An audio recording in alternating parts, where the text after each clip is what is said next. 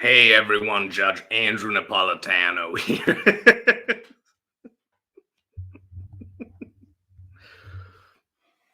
Hello everyone, not Judge Napolitano here. It's just your friendly neighborhood linguist who doesn't sound friendly at all, nor look friendly.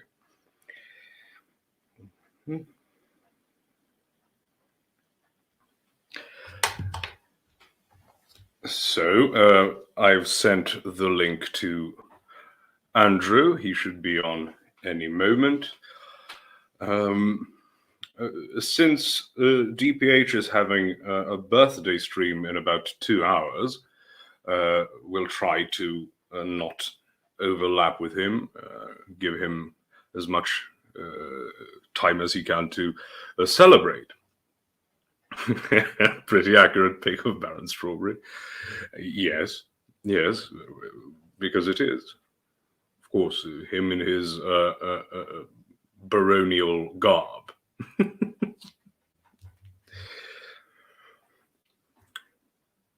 Okay, I started a couple of minutes early, but he is here.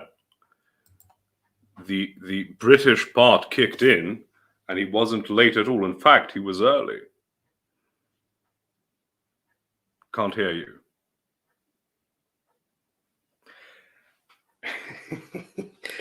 I'm starting an ethno war in the comment sections. Don't worry about it. All covered. So. All right, you should be able to hear me now. Oh yeah. Now, Posh, do me. Okay, you I can't hear you again. Okay, you should be able to hear me again. Yes. Okay, do me a favor and go into your settings on StreamYard and enable me to stream from this stream. Okay. Guests can stream on their own destination. Oh, I can't. I need to buy the thing. Posh, you have failed me. Well, you know, you should have expected that. Okay, I was willing, just was not able to do it. Okay, so here's what I'm going to do. I'm going to leave this stream right this second. I'm going to start a stream on my end, and then I'm going to jump back in the call, okay? Got it. All right, so don't go anywhere. Are you live right now?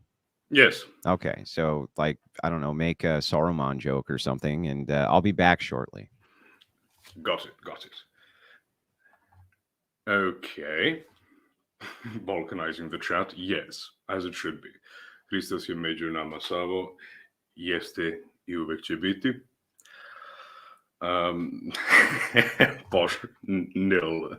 Andrew, 1. Fair enough. Sing song. As I was going over the Firth and Kerry Mountains, I met with Captain Farrell and his money he was counting. Right. So, to give you the basics of it, I'm going to have a talk with Andrew, but I'm also going to ask for details. I'm going to give some pushback. You know, it's not just going to be one of those. Oh, I really like that. That's so useful. Yada yada yada. So I'm hoping to make it very informative. We will have some call-ins at the end, but only on topic, right? If you have something that is off the topic, you know, I'm sorry, that will have to wait for another time, especially since we're trying to get things done before DPH has his celebratory stream. It wouldn't be very nice of us. So, you know, cheers, everyone. Makes up with the leprechaun. More Irish than the Irishman.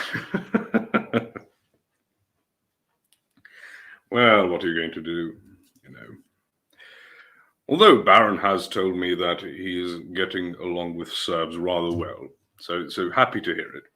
We have a very similar mentality, the Serbs and the Irish.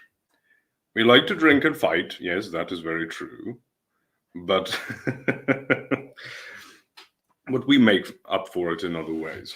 Let me get my lighter. So let's just ease into it.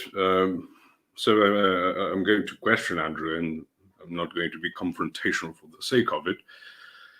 But I won't. Buzz is furious how the Serbs have taken me in as one of their own. Indeed, Baron, indeed. It is a great honor.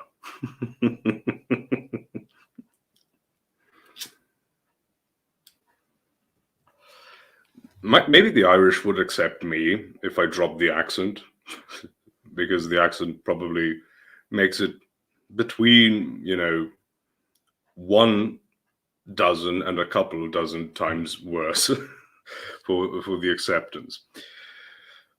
Where is Buzz get him here? I don't know. I fear asking where the Irish are in what is. It's supposed to be about 8 p.m. for you guys. Conor McGregor is my favorite Serbian.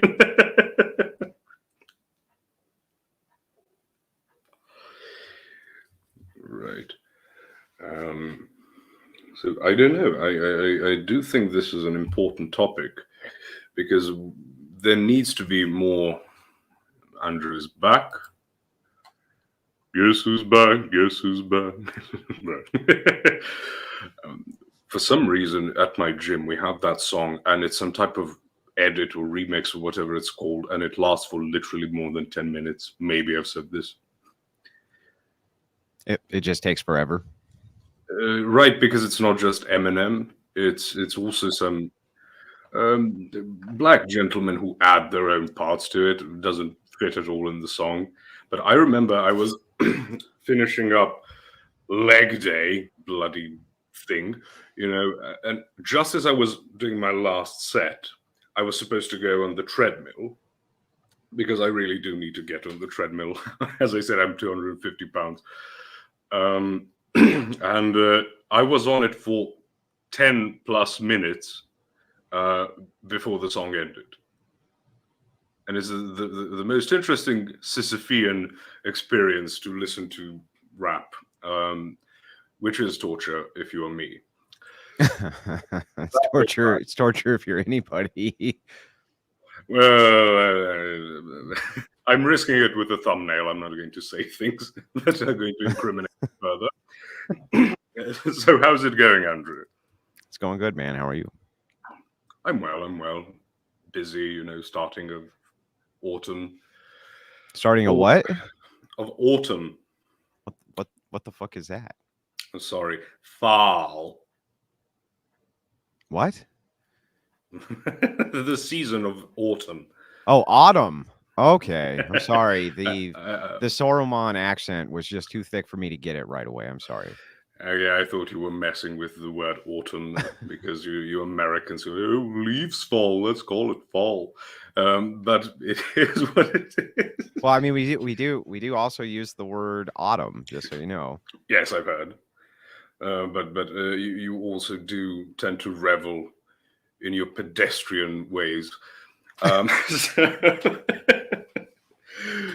So to get this started, as I said, DPH is going to be streaming in about 2 hours. So we'll try not to cut into his time. But I also like to make things informative, as I said, and ask you for as much detail as you can provide me with. So if you would, Andrew, give us the basic overview as much as you can boil it down, and we can talk about specifics afterwards. Okay. Well, before I do that, let me give an introduction. My name is Andrew Wilson. I am the host of The Crucible. The posh redneck cannot be expected to give me a good introduction himself, as he's a Serbian and they have no manners whatsoever. Very low-class society, to be perfectly honest with you. I have no idea what the hell they're doing. So I'm going to do it myself, right? I appreciate being brought on to this program. You can find the Posh Redneck over on his channel, which is called The Posh Redneck.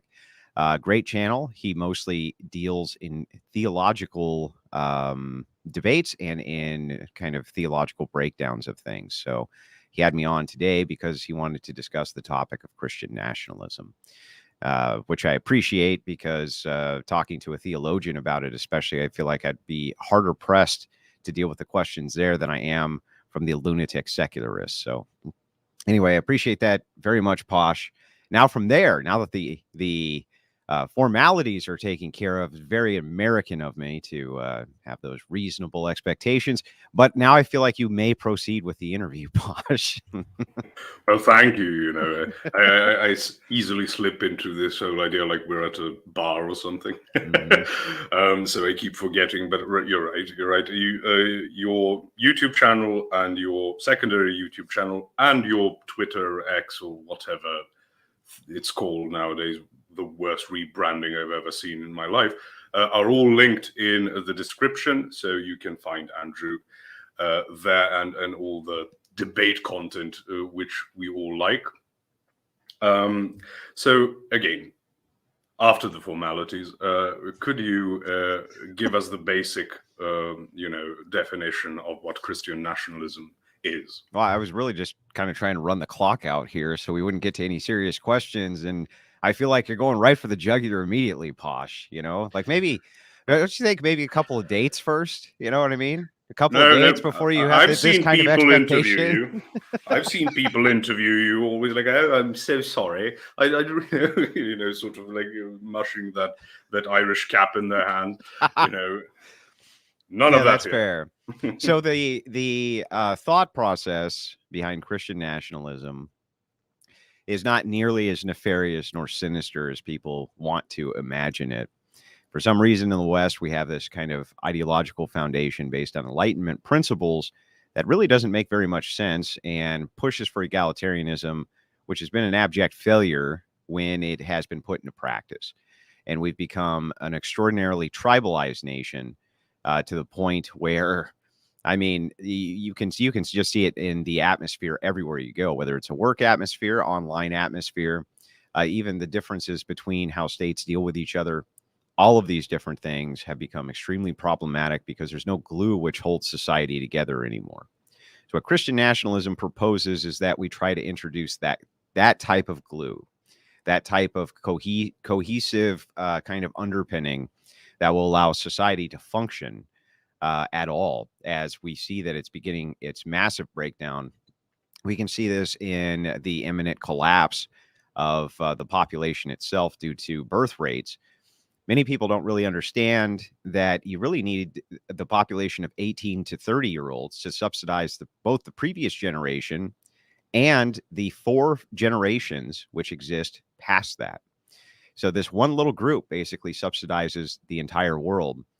And if we don't have children and we're not replacing that group, what you end up with is a catastrophe going both directions that now society is dealing with the elderly, and they're dealing with it with children.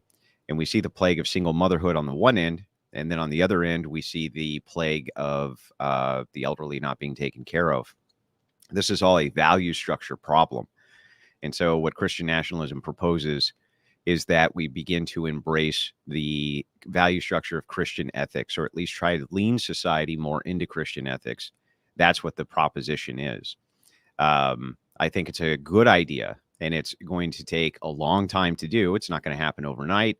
It's going to be a cross-generational thing. But ultimately, there needs to be some kind of synergistic relationship between the spirituality of humanity and the states in which they operate in. This historically has always been the case, and it's never not going to be the case. Yet somehow here we have decided that we're going to try to dig a wall or a moat between the two things, and they really can't be separated. And this is why I think we have so much of what Trump referred to as North American carnage. Okay, excellent. So I have no objections so far. So this is my first question. Do you conceive of Christian nationalism more as a socio-political or as a socio-cultural movement? Well, if it's going to be a political movement, the culture necessarily has to change first. Yes. Because politics is downwind of culture, as you know. And as Jim Bob rightly points out, and I've rightly pointed out for a long time, culture is downwind of theology. So if we're looking at this in a total scale, the first step starts with a cultural shift. The way that you introduce such a cultural shift is granularly over an elongated period of time by having thousands of conversations like the one that we're having right now. You change one mind at a time, and you continue to do this until you can try to move into a cross-generational plan. Is it going to be difficult to do? Yes, very difficult to do. However, the Marxists successfully did do this in the West. They infiltrated the opposite direction over a 100-year plan, and they were wildly successful at it because they did it in a granular way. They did not come in machine guns blazing with Soviet red tanks trying to take over New York. Instead, they sent over high-profile academics and people like this to subvert the culture from the inside, and they were very successful at doing that. I simply propose that we do the same thing in the opposite direction. And I also believe that as Christians, we have a duty to do so, that is part of our duty to resist the satanic forces which are arrayed against us. And I believe that the satanic forces which are arrayed against us have seized every single major institution in the West.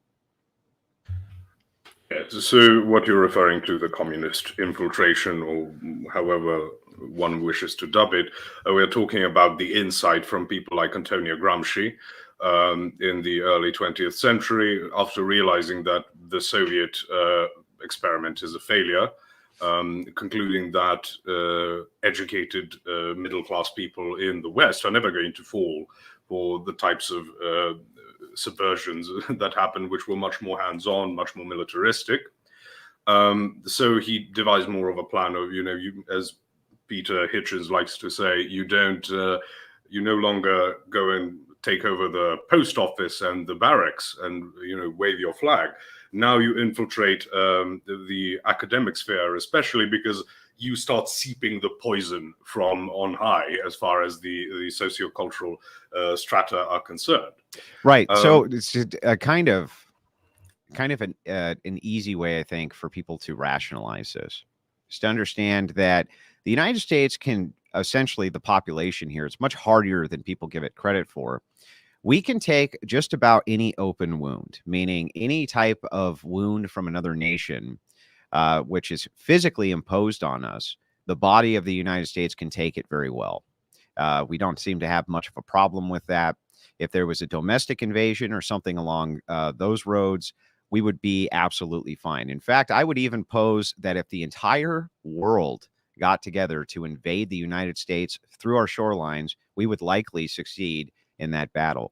The problem is, of course, what we're terrible at is dealing with the gangrene from the wound. It's dealing with the poison which is left over from one of these wounds. That is what takes the body down.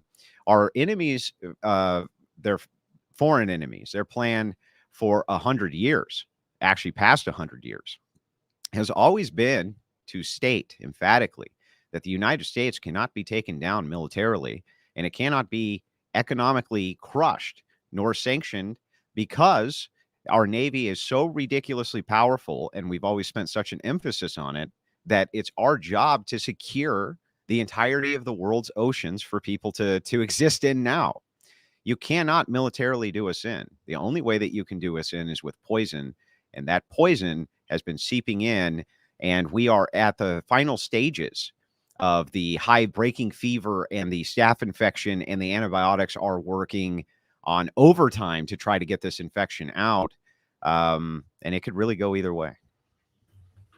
Yes, it is a very turbulent time for the entire world. Europe Yeah, isn't faring okay. well. The entire world is the United States. I know that you probably include Serbia, okay, in the United States, as part of like global geopolitics. But I can tell you this right now, okay? Everybody can point at the United States on a map. Nobody knows where the fuck Serbia is, Posh. Where is it? Like, where is it? Is it in Asia? Is it in Asia, Posh? I challenge you to have a world map centered in Europe on Greenwich. and see the percentage of Americans able to find it on a global map. Is it in I know you Africa? can Is it in maps. Africa, Posh? Where is this place? In the Balkans. It's why we're so awesome. And as you say, I think Serbia is part of the global geopolitical sphere. I wish we weren't, but places like the United States and Germany disagree. So we sort of have to deal with it, being, I think, the only nation in Europe that has not sanctioned Russia. That's fun. But back to our topic. So, yes, as you said, the subversion is something that absolutely happened. Another, I wouldn't say great mind, but influential mind in this topic is someone like Rudolf Dutschke and others. But it was done subversively through academia. Now, I assume as Christians, we wouldn't really go for subversion or subversive tactics. We would go more head-on, more openly. Actually, my proposition is the opposite. My proposition, you have what's called dissident right-wing politics, and you have right-wing politics, and you have alt-right politics. My proposition is called subversive politics, subversive right-wing politics. I do think that we need to take subversive tactics because the culture right now believes that our ideology is subversive. We really don't have much of a choice there. And by the way, calling it subversive, the kids just love the talk of subverting the institutions. You know what I mean? But if the institutions are wide open for this and they must be subverted, why not subvert them with our messaging? Why not allow the Christian message to also be as subversive as possible to the constant barrage of cultural messaging that we see now? Okay, I see what you mean. So you are more in line with the idea of, like the communists did, starting youth groups and sort of pretending not to be communists, but, dripping it in slowly but surely to the younger generations of students or something.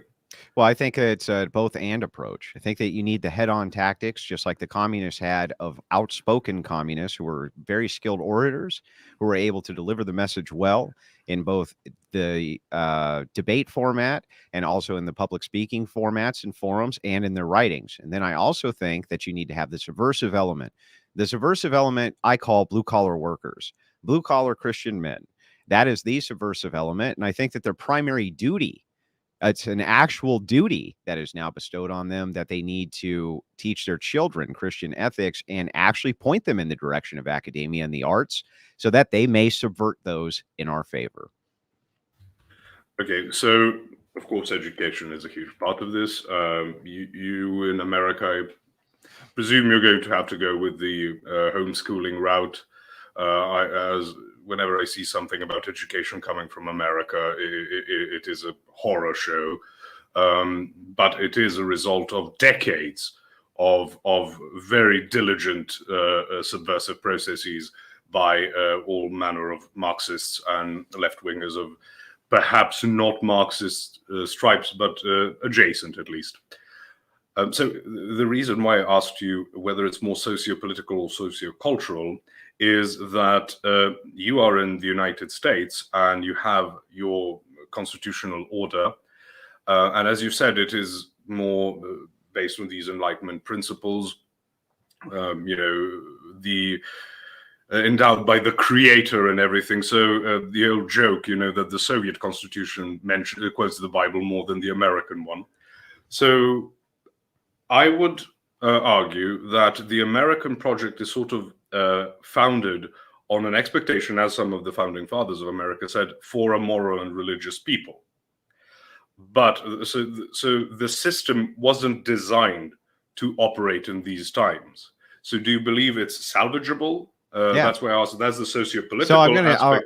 So here's the dirty secret, right? And maybe it's not such a dirty secret anymore because it seems to be right out in the open. The Constitution is exactly as meaningful as we decide to interpret its meaning to be. The Marxists have done a phenomenal job of making the bold claims that the things which are inside of the Constitution, everything from the Second Amendment to First Amendment, things like this, they have successfully reinterpreted history to kind of try to frame our founders and the founders of the nation as being Marxists themselves who just didn't know it, right? And they have been able to successfully in the political arena push that messaging and have the Constitution reinterpreted for their own whims and their own gains. I see absolutely no reason why we can't do the exact same thing, except the messaging that we would have would be far more popular. Marxist messaging was far less popular than the message of Christianity as the antidote and true counterculture to current degeneracy in the United States. I see. Obviously you are doing your part, trying to do your part at least, in bringing the message out, both in just presenting it and in confronting different ideas and viewpoints. But still, I would have a reservation about approaching the American Constitution to the extent that it is very libertarian. Now, again, that is also going to go into the whole realm of what is for the federal government, what the states on their own can decide, because the amendments apply to the federal government, and people get into all types of discussions of what can the state do before the federal government can intervene. That's true. Right? You are correct about all of this. However, I think that there is kind of a pivotal key point, which is that these are the tools that we do have. Just as the Constitution was a safeguard against communist Marxist infiltration and cultural subversion, the cultural subversion was still able to infiltrate regardless of the Constitution being intact, just due to the reinterpretation of it. There is absolutely no reason that we cannot do the same thing. And though it is true that we're in a unique position, in a unique situation, because we have these kinds of underpinning laws, clearly they can be utilized to our advantage as much as they can for the enemy's advantage, if we're just smart about the process for which we go about it. Now, is that going to take a long time to do? Again, the answer emphatically is yes, but we have to start somewhere. So even if these are the tools and you think that that reforming is not something which is possible anytime soon, I wouldn't disagree with you. However, that God is all powerful, and ultimately he's not to be mocked. And if you think that culture can't shift on a dime's wind because you have an entire nation who's mocking the Lord our God, I think that you're incorrect. There seems to be massive wake-up calls, which happens to different cultures who do that, doesn't there? Yeah, it's always the question of whether you fall to the Assyrians or to the Babylonians. How angry is God? Okay, now in Orthodox, that's not how we phrase it. But I'm just being silly. So you wish to preserve the framework, and it is obviously. Well, I don't want to preserve it, but I want to work within the confines of it because I don't have a choice. Well, obviously, and revolutions tend to be worse for what they were intended to accomplish. You almost never get what you want.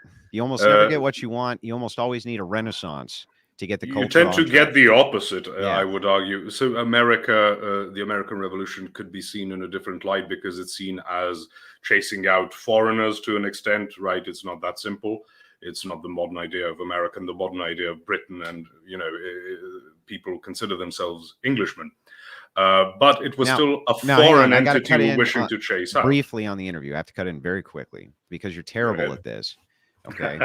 Make sure, ladies and gentlemen, that you send in a super chat, not on the Crucible side. Make sure you send it in on the Posh Redneck side. Just $2, and he can pay his rent for a month. Imagine all of the I don't have the option yet, so you have a dono chat. Didn't I give you a dono chat? No. Yeah, I did. I don't remember. You asked for info, and I don't remember receiving a dono chat. How did we not have you with a dono chat? All right. Well, here's what we'll do. All the proceeds of today on the Crucible via the dono chat link will go directly into Posh's pocket, so that we can make sure that he can take care for 50 cents. He can take care of his entire extended family. Can you imagine with all the good that we can do this fine day for this gentleman? So I'm going to do a little bit of shameless plugging on his behalf because he won't do the shameless plugging on his own behalf, and he should. So I just wanted to cut in briefly in the interview to put that out there. With Posh, go ahead with your inquiry. I'm sorry.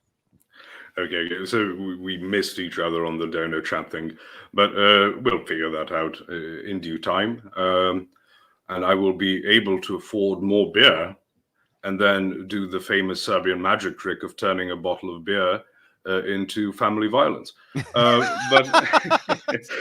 I thought that was an Irish trick, bro.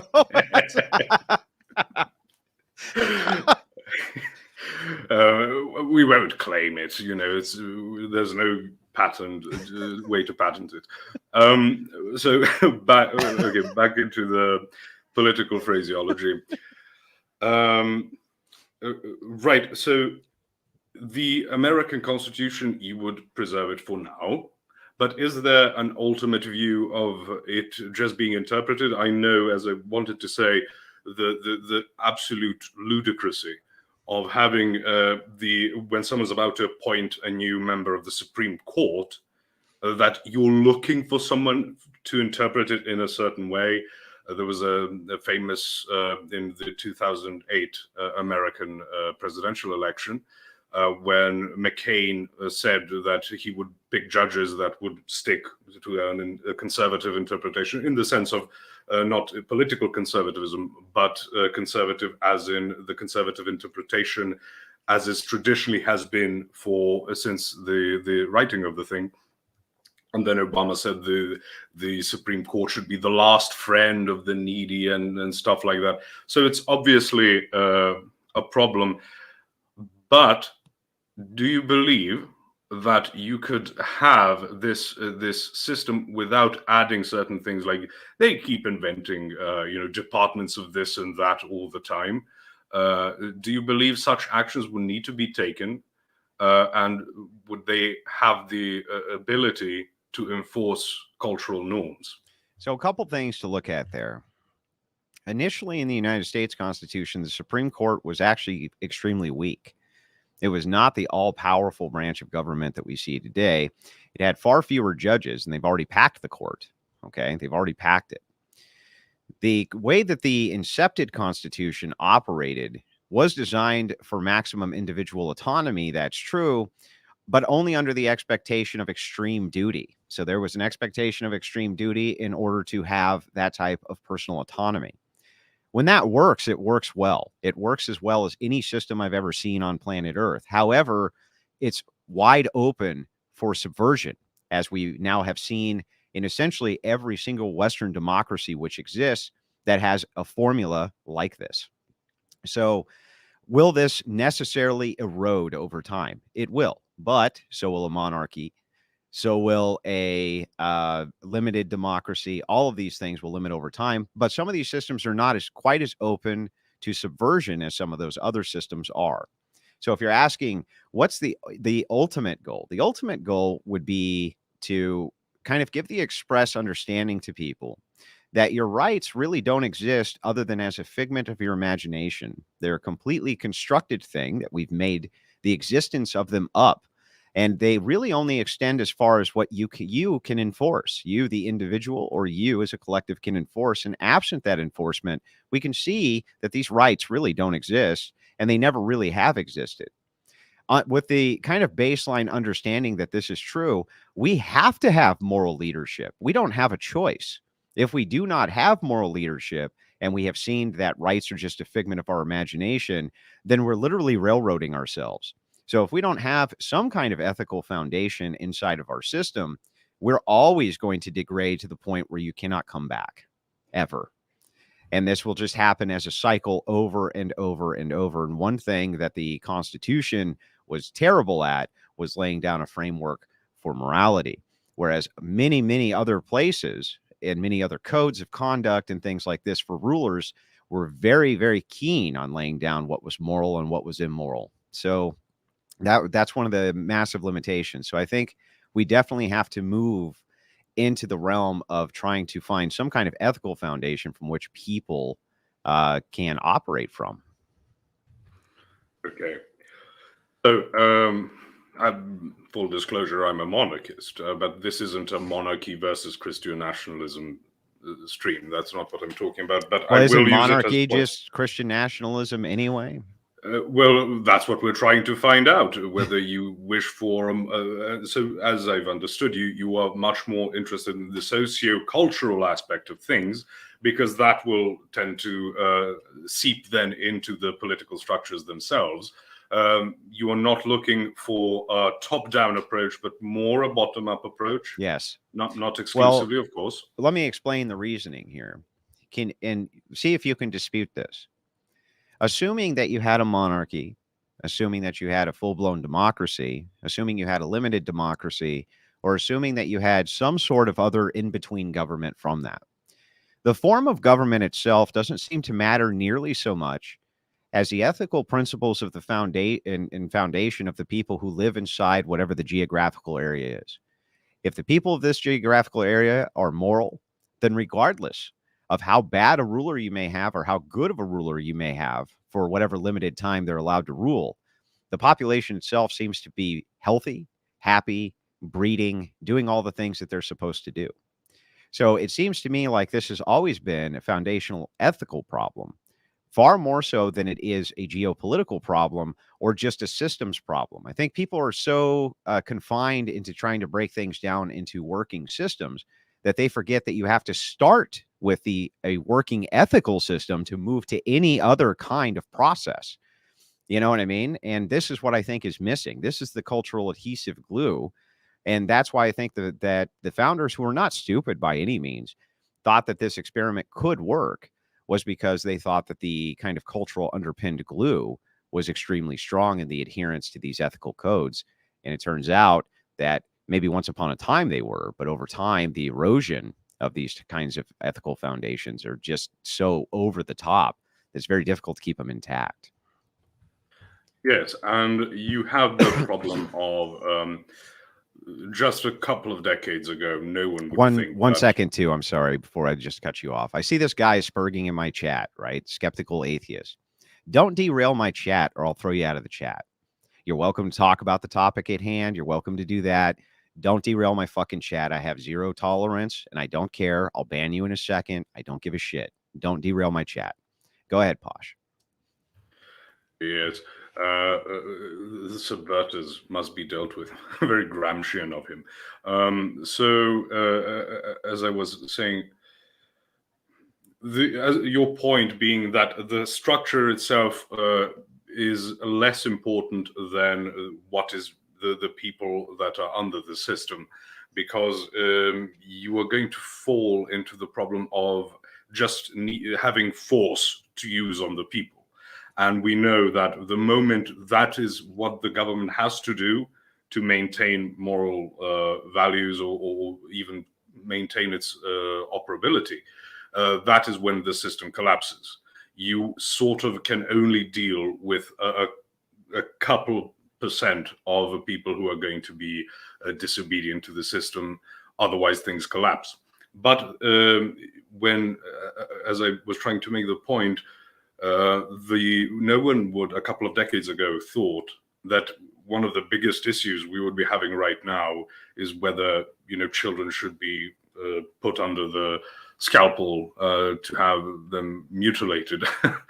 But it is happening currently as we speak. It is no longer fear mongering from the crazy Southern Baptists or whatever. Now it's a reality we have to interface with. I think likewise, when the Constitution was being written, you didn't really have atheism as a political movement. You had certainly intellectuals who were more of the atheistic kind, although the closest you tended to go was deism, because you need a lot of modern scientific theories to be able to maintain the idea that there is no God, there is no creator of any kind, be he personal or impersonal. But obviously that has changed. And as much as atheism is nonsense, it is a very popular cultural trend which sells sex, drugs, and rock and roll. And we are left with the dreary task of, selling things like... Yeah, but what makes those things so appealing?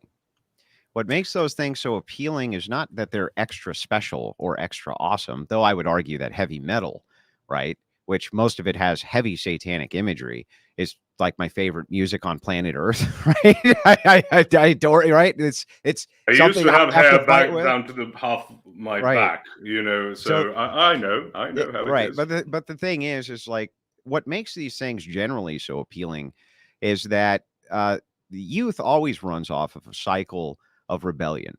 It always does, and this is the way that it tests its boundaries and what it can do and what it can't do. Right. So the children always push their boundaries in order to kind of feel their way out and try to learn how to engage with their environment properly. And this is why countercultural movements are always so heavily inundated with people who are in their 20s and in their late teens. And this will always be the case because they are trying to kind of push outside of the trend of their boundaries.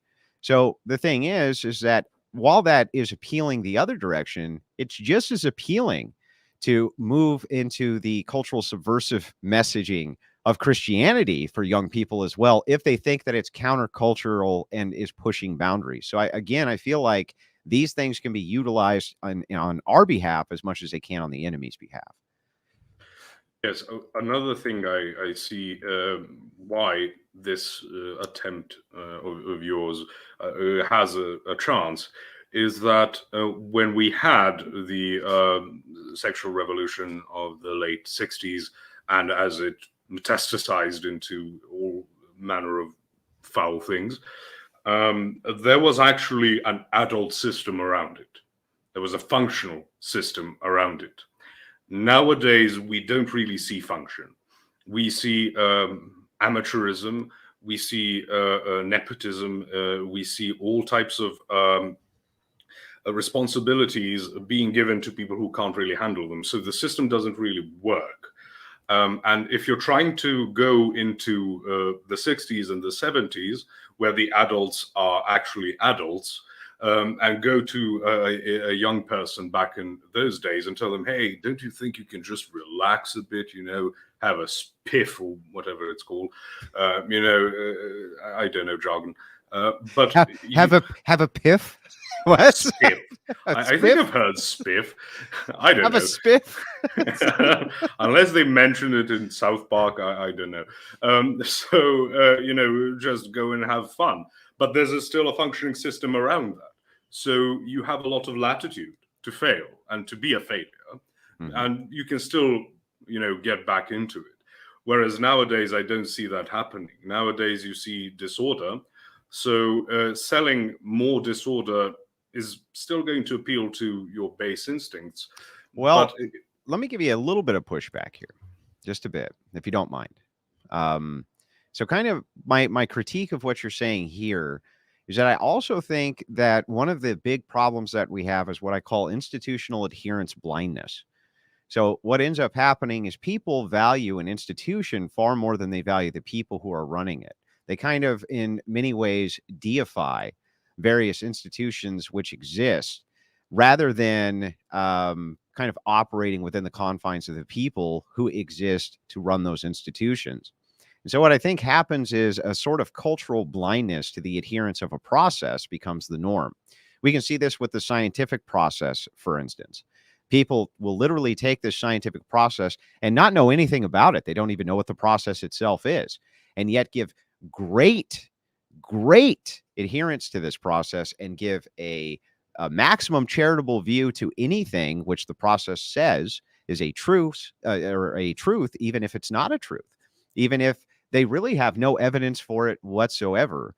And it's institutional blindness. And one of the things that kind of deifying academia has done is it's created people having kind of this massive adherence to these processes that in many times are incoherent. Science can't give you any ought statements whatsoever, and it does not claim that it can. And yet we cling to it, this thing which is only there to describe and give us reasons to and how to describe reality. And we take it and we try to make ought claims out of it, which is nuts to me, right? It's completely crazy to me, but that's what happens when people have institutional blindness. They can't seem to move out of the fact that, hey, this big conglomeration of X has decreed that this is true. And I have all the experts on my side, right? And this kind of thing. And yet most of these people, these academics, when I engage with them, when I talk with them, or you talk with them and engage with them, to be perfectly blunt, they're fucking stupid. they're fucking they have no idea what the hell they're talking about, and they just talk, but they're not saying anything. Whereas the jobs that people like us have, we have to move within a system and fix it repeatedly. That's our job, is to rapidly respond in any type of private sector job in order to fix whatever problems come up as immediately as possible without a single attaboy or any recognition at all other than a paycheck. And so it's created this divide in the way that I think kind of the upper and middle class and lower classes look at each other. The upper class really thinks that they're kind of above the fray. They're kind of, because they have this institutional process that only they know and have the keys to. Everybody else is kind of just plebs, and they're kind of stupid, and they don't really know what's going on, and they kind of need to be guided. However, you can kind of see this shift happen where you come to find out, the more that these people become readily available and you can talk to them, the less they know. I mean, you look at them and go, you just don't know anything. How in the world are you in charge of anything? I wouldn't put you in charge of walking a dog or tying your shoes, right? And yet you're supposed to be in charge of this giant institution, which is supposed to tell us how to run our lives. And that sort of institutional blindness, I think, can only exist absent moral grounding. I don't think it could exist without, with moral ground. I don't even think it could. Yes. So the problem is, I plan on doing a lot on sloganeering, because I fear that sloganeering is the most difficult disease to deal with. Because as I try to separate the difference between a slogan and a proverb, is that proverb is supposed to have as much wisdom packed into it as possible, whereas a slogan is supposed to be as vague as possible, but still have a semblance of coherence. But the advantage is that you can read into it. It's very malleable. And that is why when you say institutional blindness, it's people reading into the institutions. That's why they might not like the occupants even, but they still see the institution. Why? Because it's vague enough. They can put their own biases into it and then reject it or accept it at will, ad hoc. I think that is sort of a symptom of platitudinous sloganeering that we have been dealing with, especially again since the 60s. But yes, you're absolutely right. But again, kind of there's a double-edged sword there, which is that the right wing and the kind of the Christian element, which exists as the kind of blue collar backbone of and infrastructure builders of everything, have been able to subvert in a completely different way than the sloganeers ever expected, which is through meme warfare or shit posting. There is nothing more powerful than a good meme. Jim Bob has made an entire career out of basically creating advanced memeing, right? It's an advanced meme. And what these memes do is they're designed also to convey maximum amounts of wisdom, just only to something which is culturally relevant right this second, so that you can draw a lot out of that. And I do think that that is extremely useful. And I think that the fact that the right owns the memes gives us yet another insight into how we can really fight back in culture, because left-wing memes are dumb and they're not funny. And even the left knows that they're not funny and they make no sense. You know what I mean? And it's not because I don't understand them. It's because I do understand them that I know that they're not funny. Right. So the thing is like, as I look at this and I hear you say, and you're absolutely right to point this out, that left-wing sloganeering has been extraordinarily effective. I'll give you some examples right off the top of my head. My body, my choice, right? Super effective. Most loaded shit that I've ever heard in my life, but super effective, okay? Or how about they hate us for our freedom? That's another really good one, right? They hate us because we're free and they're not free. Terrible messaging when you really start to break it down. It's like, you really think that they hate you because you have independent freedoms and they don't, and so they want to hurt you for that? That's stupid, right? But highly effective, right? Another one which has really dug into the psyche of most Americans is this is the land of the free, right? Land of the free, home of the brave. It's neither the land of the free nor the home of the brave. It's neither of these things, but the sloganeering again dives right in. And I mean, the kind of the examples go on and on and on. So yes, I agree with you that the slogans definitely can have massive impact, but I just think that kind of our warfare mechanism, political warfare mechanism back against that direction is to utilize memes and shitposting, which seem to be even more effective than the slogans themselves. Yes, there's an imagistic element to them. And again, Jim Bob is masterful at this, being able to condense so much into 2 or 3, panels. And there are other, right-wing creators who are also good at this. The problem, as you said, with the slogans, however, is that they require a level of fealty. So if you say, oh, it's the land of the free and the home of the brave, that's not true. Now you are morally wrong. Right. Irrespective of whether that is the case, you're supposed to make this statement. It becomes almost like a creed of sorts. Freedom isn't free, Posh. Yes, yes. It's not just left-wingers who do this, right? Libertarians have their own, conservatives have their own, but it simply breeds intellectual lethargy, and I fear that this is what it's come down to, because I follow a couple of conservative normie, accounts. And I can't express the dread that overtakes me. The one I like bringing up is someone posted, yes, we support LGBT, liberty, guns, beer, and tits. And I'm like, thank you for defending the glorious Christian tradition. Yeah, that's all we wanted. All we wanted was our booze and big boobs. Why didn't they know this, right? Like a woman who's in the nude, safe for like being wrapped in an American flag. But now a lot of it's interesting.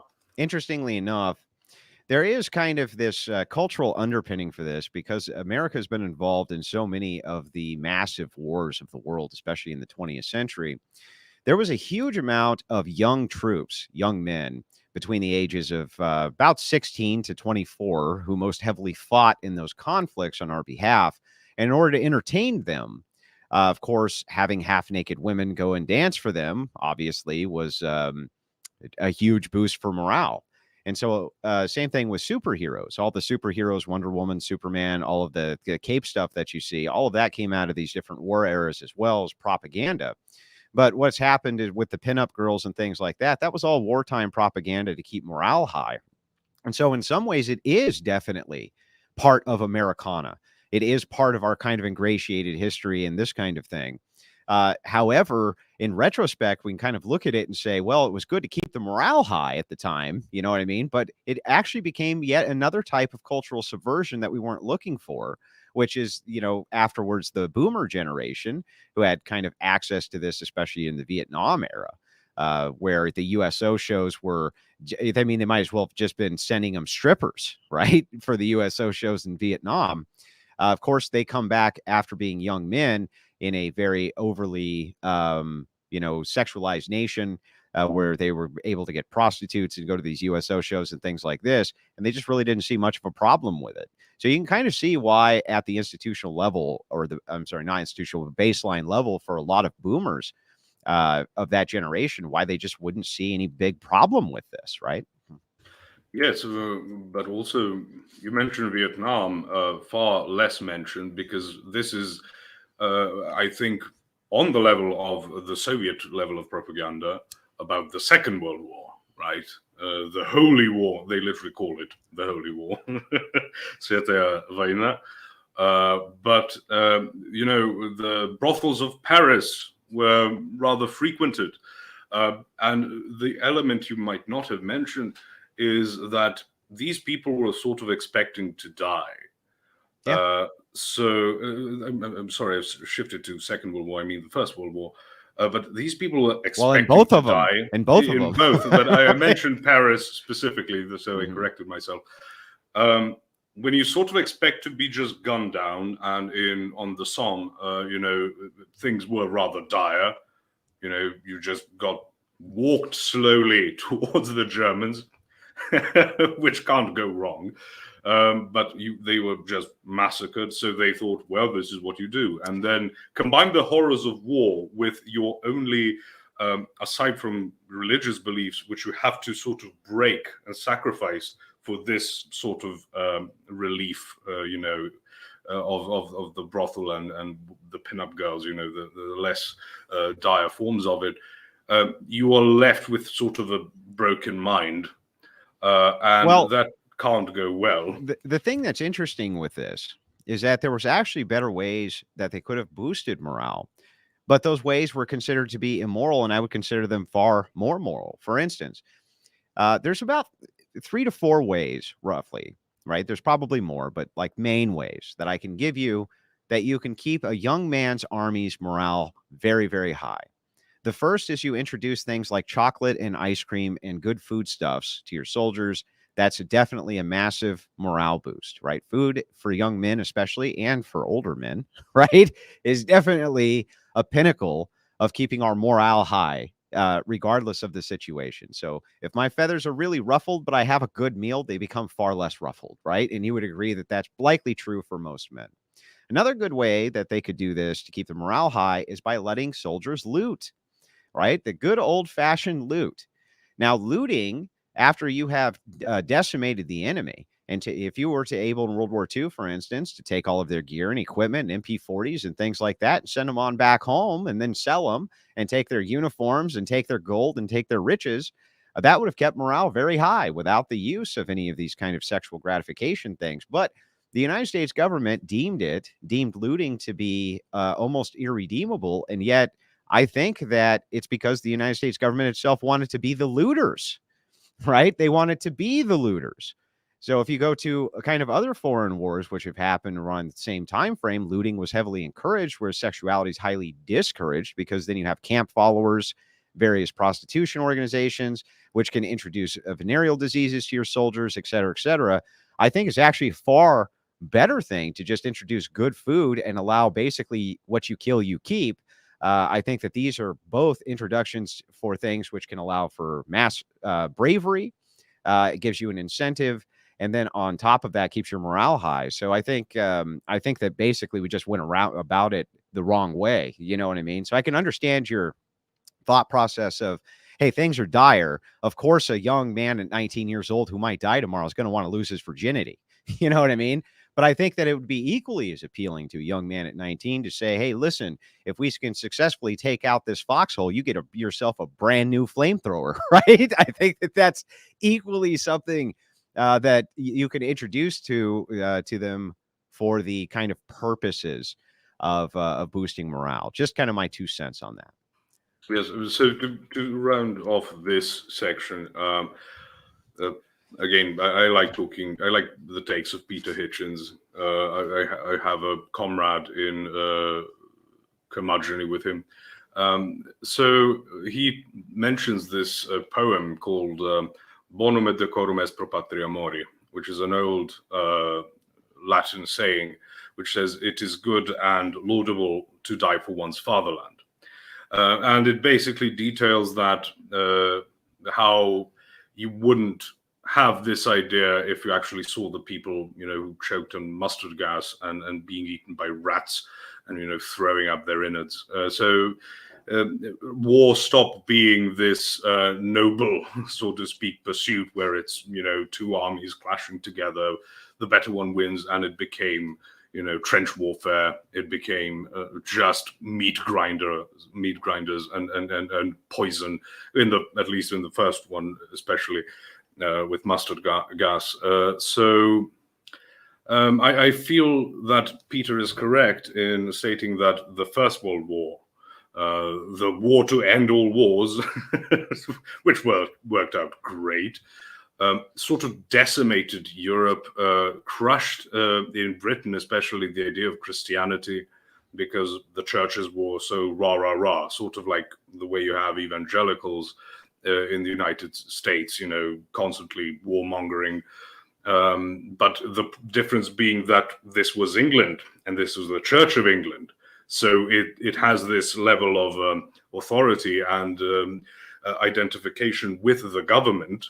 And when people who were young and idealistic and thought, well, we need to stop those bloody Huns. They keep just going around raping nuns and stuff. We need to stop them. And they go there, and it's nothing what was told to them. It was just meat grinders and like other people who weren't as atrocious as they were presented, created a level of cynicism that haunts Europe to this day. But I don't know what I can say about your suggestion for warfare. I would need to think about it. Obviously, it's easy to say, well, it's just wrong. But again, we don't do sloganeering here. Well, the thing is, it's hard for me to envision. You can tell me that the person over there wearing that uniform is the enemy, and my job is to kill him. But stealing his shit, that's just a line too far. Okay, that's just you know what I mean? Like, it's just his brains. I mean, it's just the stupidest thing that I've ever heard in my life. You know what I mean? But taking his stuff, you've really crossed the Rubicon here now. You know, it's just silly. It's silly to me. So I think kind of one of the things that you want to back off on is kind of this supposition that these things are even necessary for morale boost to begin with. I'm not so sure that they are. I do think that it's kind of an interesting nuance to kind of a broader conversation of Christian ethics and warfare, which is something that I've thought about. You know, how does a Christian ethicist go about making a prescription for how to conduct moral warfare? That's a really tough question. You know what I mean? But I do think that it's an interesting one to dive into. So I am glad that you brought that up. Emperor Constantine introduced a law that soldiers would be paid for not killing the enemy, just capturing them, which again you could argue is detrimental to the tactical aspects of war. You know, sometimes you just need to eliminate people, but it also gives you the insight of, you know, like Sun Tzu says, always leave the enemy a way out. Because if they know they can't escape, they'll just fight. But something to keep in mind was that Sun Tzu lost. Also, he was Chinese, so but he lost to other Chinese. So that must have been rough. Yeah, his dynasty. He was part of the dynasty that fell, not the dynasty that won. So yeah, I hate the idea that people just listen to this, and there's great wisdom in his book, but you know.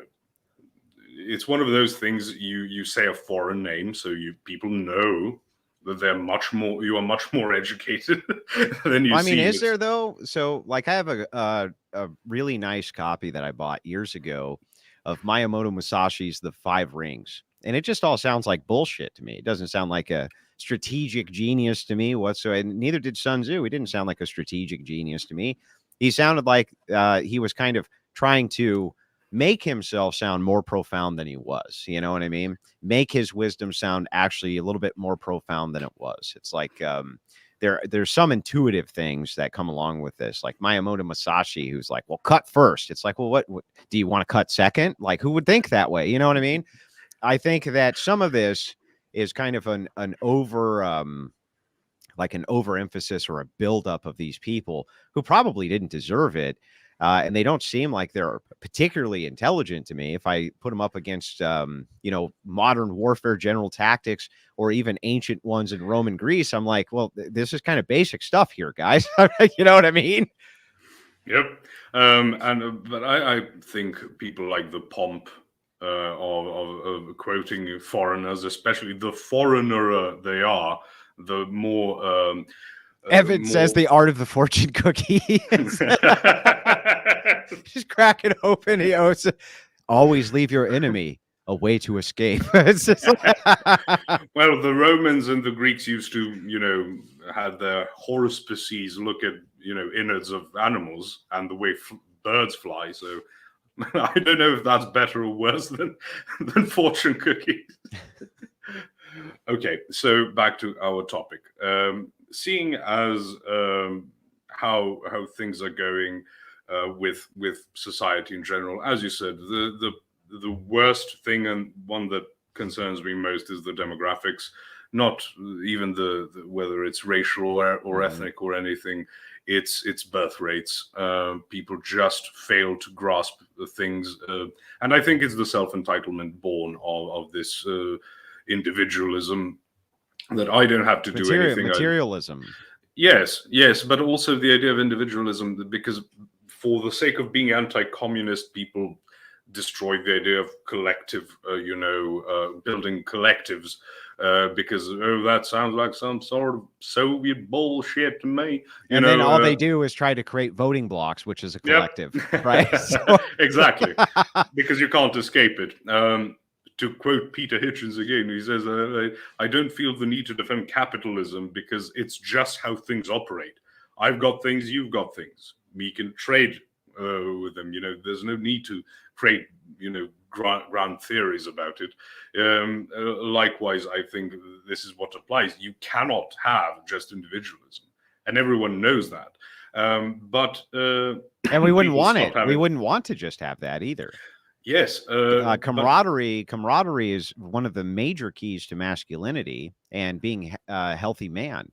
Camaraderie for men is as necessary to our psyche and well-being as having a good food and having good women, right? Having good camaraderie is right up there with that. And it's a sign of healthy masculinity, being able to even have camaraderie with people that you don't like. So it reminds me of the old movies. Have you ever seen Grumpy Old Men? Did you ever see those movies? No, I did see old movies, but I just don't watch films. Yeah, so these are like old 90s comedies, but they were pretty funny, surprisingly. And kind of the premise was these two guys are best friends, but you would never know it because all they do is fight with each other 24 hours a day. They play tricks on each other. They put rotten fish in each other's car. They ice each other's steps. They're just dicks to each other, right? But the thing is that was kind of their form of camaraderie. That was the way that they got through the day. That was the way that they got through kind of these horrible things that continuously happen in their lives and this type of thing. And I think a sign of healthy masculinity is exactly that. I mean, I don't know. When I was growing up, I used to wrestle all the time. I would do the body shots with the friends, right? Where you would, you'd get into that type of thing. And it was all fun. It was all good. And even later in life, I'm kind of moving into the center of my life now. Camaraderie is just as important as it always was, just that now we value different things. It's not so much physical competition or things like that. Now we've moved into like he who dies with the most toys wins. You know what I mean? Different stuff like that. But it's all designed to kind of push the other guy to doing the best that he possibly can. And there's been many times, for instance, where, I've been at a gun show or something like that. And, maybe a friend's like, man, really want to get that, but I only got $1,000. You know what I mean? I'm like, well, I'll spot you the other 500 and you give it to me later. They're like, okay. You know what I mean? And then later they hand it back or this type of thing. But it's all a form of encouragement. You know what I mean? Towards let's get all the stuff that you and I want to get, because if we cooperate together, we're going to be able to do this easier. You know what I mean? And that's part of the camaraderie that's necessary. So. And it's also the case that you do things because it's good and proper to do them, right? Which is sort of lost on us today in modern culture, because in modern culture, you try to calculate everything, which is a miserable thing to try to do, because you never are able to grasp all the intricate, different vectors that go in different directions. So very rarely do we just say it's good and proper to do this. That is why we do this. But yes, likewise, back in primary school, my best friend, before he had to move away, we would fight literally every day. Very rarely did we skip. But after school, because he lived real close to the school, we'd go to his place and play video games. But it's such a normal thing. But also we are seeing a very feminized education system, which produces rubbish. It is a universal thing. Back in when I was younger, we were sort of shocked to discover how much less was expected of children, for example, in Norway as compared to Serbia with mathematics. I remember something like they learned the equivalent of our seventh grade. They would learn fractions, and we learned them in the fourth grade. So, but things have been declining here Yeah, as but well. I mean, It's to be universal. fair, wait a second. To be fair to the Norwegians, when you have so little food that you have to make a cracker last for 17 people, then learning how to fraction it correctly is necessary, right? Yes, it's a Okay. survival mechanism. Yeah. So, I But mean, just to be fair, like that, I think you're kind of leaving that part out a little bit there, Posh. That's there's a treasure trove of topics to cover when it comes to what's happened to the education system, and I mean even irrespective of the LGBT nonsense, just the matter at hand. When you read, it is very dispiriting to read what was expected of high schoolers like 70 years ago compared to today. And I think it's also part of mass education. I think education has also been, in a lot of places, expanded as far as how long it lasts for the sake of right. keeping That's unemployment right. numbers down. Well, you have hit a very key nail on the head that very few people understand or know about. College is not supposed to be for everybody. If college was really about rewarding the best and the brightest in society, then not everybody would be able to achieve a degree. And yet, right now, the standard is such that they can. This is not because we now have a huge plague of intelligent people. In fact, the opposite is true. College, if it was really about rewarding the best and the brightest, the barrier for entry would be very high, and very few people would ever be able to comply, nor pass nor finish it. What's happened instead is that we have lowered the standard so low as to make it available for everybody, that now the degree itself has become far more worthless because it's now become a requirement for what used to be a high school requirement. And yes, this is part of a process for elongated indoctrination, as in college, that's the best place to do this. And let me tell you why. Through the high school informative years, you will find that people or children, especially, right? Because that's who's in high school. So, like 14 to 18 years old, they are still young and very impressionable, but they have their parents around, right? In order to kind of guide them through these different things that's going on in their life and the different things that they learn in school, et cetera, right? They're able to do this. But in college, you are now absent parents, right? Now you're on your own. Your guidance is your own. And what usually is introduced rather quickly and a blind eye is turned to is drugs, alcohol, promiscuous sex, things like this. In fact, that's become something of a rite of passage. So the drugs and alcohol lower the inhibition and lower kind of your ability to push back against indoctrination. In fact, the better you do with the indoctrination, the more likely it is that other people are going to reward you for moving towards that kind of indoctrination system. So, yes, this is definitely a massive problem. Very few people even know that it's happening. Yes, and there's a history behind it. I mentioned again Peter Hitchens. He wrote a book on how British education began to decline and is just in dire straits right now. But he talks about this civil servant called Graham Savage, who moved to the United States. Went to the United States to study the American system of education because the British system had what are called grammar schools. And grammar schools were these elite state funded schools that you can get into on merit, right? And the government fills all your contracts, you pay for nothing, which meant that the poorest of the poor, if they showed academic aptitude, you would be able to get an incredible education and move on up. But that is There what was we should always do. there was always a pathway for those people. Though, Yes, though, to be fair, it is true that if you were wealthy and you were part of a more elite class, the likelihood for you to get into these types of schools was much higher. But there was still a absolutely. pathway. There was still a pathway for the lower class to get into it if they were exceptional. And the thing is, though, is like, listen, to be perfectly honest with you, it actually kind of makes sense to have a top-down standard this way. If Yes. your parents are both Ivy League educated and extremely bright, and the barrier for entry into that school was particularly high, it does stand to reason that recruiting out of their offspring, you're going to have a higher likelihood of finding those exceptional people. After all, the apple doesn't fall very far from the tree. Whereas I think you do have to comb a little bit deeper for the lower classes. Kind of this great veil that's been put over everybody's eyes is that there's just as many intelligent people who are born to lower class people as there are to upper class people. And I don't actually think that that's true. I think that you have both an environmental factor then operating against you, and you also have the genetic factor operating against you. So I think that it's much more difficult to do. You know what I mean?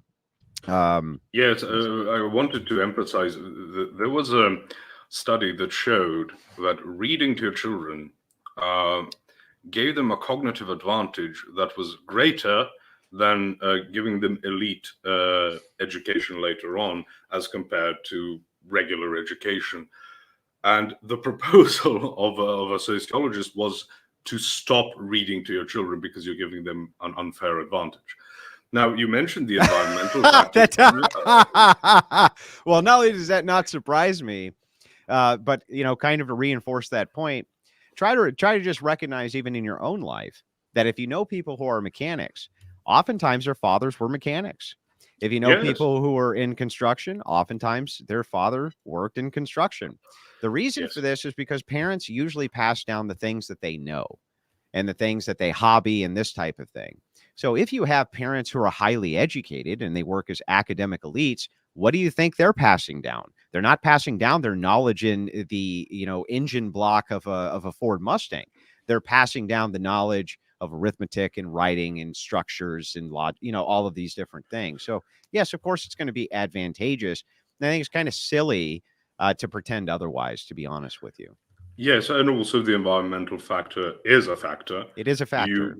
The working class parents don't have as much time or even access to resources as the upper class or the middle class parents. But what has resulted from this fix, which Graham Savage reported back to the British government, that sort of Americanizing the British education system would result in poorer quality education, but it would lower the class disparity. And he was only half right, because you did get a worse education, but it actually made class disparities worse, because you got this comprehensive nonsense going on, and now it's your area code that is determining which school you go to. But so, Bosch, aren't we really looking at the same thing here? We're really looking at the same kind of, these are kind of externalized critiques of a foundational issue, and the foundational issue is this kind of rampant, rabid belief that egalitarianism is true. Yes, that it also has a lot of presuppositions built into it, like the idea of tabula rasa. You're a blank slate, and it's only environmental factor. It's a social deterministic worldview. And if we just, which is the worst phrase ever, if we just did X or Y or Z, you would get equality or something. Well, all you need to do is exactly, yeah. And I fear that we've destroyed education. I am not happy thinking about the future because, I think it's going to take a lot of pain before things get better. Well, there is a phenomenon, though, that should give you some hope, which is the amount of people who have decided to take it upon themselves to self-educate and improve. And that has become, again, a model introduced into the late 20th century that revolves around masculinity. This sort of self-improvement model, which I do descriptively agree with the red pillars on, that if you are going to be one of these low-class plebs and perhaps physically unattractive and all of these other things, then shouldn't you at least improve yourself to the point where you're the very best of whatever that version of a person could possibly be? And I think that moves along the same logical lines as what we believe with theosis, though it's not the same thing at all. The logical kind of understanding of why people would arrive at that conclusion makes a lot of sense to me. I understand. The problem is that people like the potentiality of outcomes coming to pass and materializing, rather than whether anything, even if it gets worse, they will prefer the potential, which is my biggest complaint about about democracy. I think I told you I call the vote the Messiah complex token. Right, it never does anything, but you like the idea of it. Your vote is the one that's going to get the guy who's going to save everyone over the finish line. It's pointless, but people like to think it is. And likewise with education, I was always an overachiever, but it doesn't matter if you are sort of put always held back so people don't feel worse about themselves. But on a practical level, it's if you're going to get a doctor, which is the easiest example to give, because he's got the sharp thingies in his hand and supposed to go into you. So would you like that doctor to be the best of the best, which also goes for the people who are snobbish and believe that they're better than the poors? Right? Would you rather have a competent doctor from a poor background, or would you rather, just have someone who's got the social cachet of some sort to get him to that position? It's interesting you bring the doctor up specifically as an example. So my dad used to always say, when it comes to the word "some," right? Well, you'd always rather have some food than no food. You'd always rather have some parachute rather than no parachute, right? You'd always rather have some rather than none, with the exception of a doctor, right? You don't want to have not some doctor is better than a good doctor. If you look at the rates, for instance, of death, which is caused by medical malpractice and misdiagnosis, it's astronomical. All right. I mean, it's extremely high. And that's with all sorts of built-in technical safeguards, which are designed to protect human life, right? And yet still, this is a massive problem. You don't just want to have a doctor because he's a doctor. That's one of the few professions that you can say that of. You know what I mean? That and maybe a carpenter. You don't want a bad carpenter. You know what I mean? Because he can send you to the doctor. He can send you to the doctor. Right? Subpar carpenters and doctors. That's your placard sign. We shall open up soon to the call-ins. Now make them wait. It's good for them. And by the way, would you mind Patience is a virtue. If I briefly took a second to read off some super chats, Posh? Would that bother you? Of course not. Okay, one comes in for 500 SEK, which is about 50 American dollars. I've learned this currency now because I've made fun of this, people who send it in multiple times. But I really appreciate the super chat very much. Very large super chat. He says, love the Crucible.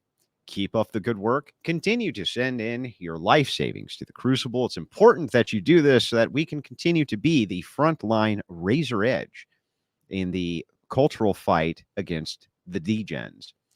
Moving over to the super chat side. Now, remember, Posh, you're gonna have to like this quite a bit, because remember I said that everything that comes in on the super chat side today on Dono goes to helping you in your front for the war effort. 1 second, let me pull these up.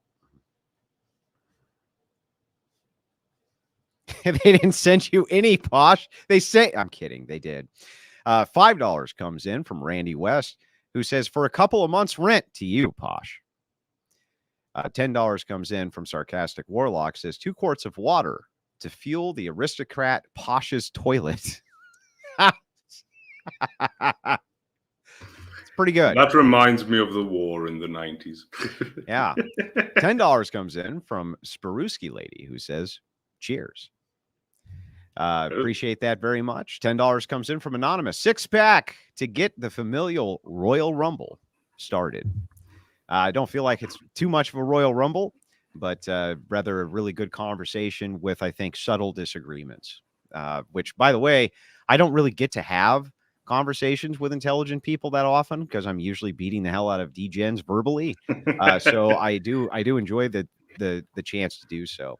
$10 comes in from Anonymous, who says, seems like the very idea of a political party is just a secular replacement for the church and crown.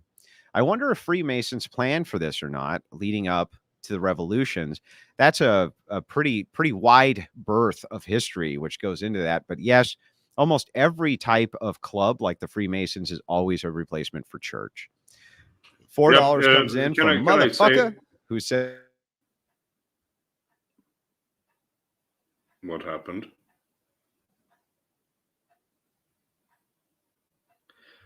Okay, is it on my end or Andrew's end? I mean, I said just a moment, I didn't mean for this to happen. Okay, until the things stabilize, I'll respond to the thing. You will notice how etymologically, how many things are derived from ecclesiastical and monarchical terminology. When you talk about counties, for example, just a very simple one, that you've got counts, which are on the lower end of the feudal order, but still feudal order. Deans, that's a shorthand for deacons, etc., etc.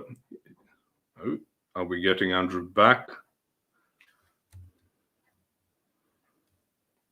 I'm going to say his dog chewed through the internet cable. Because why not blame dogs for everything? I'm very fond of it. Andrew's a statue now.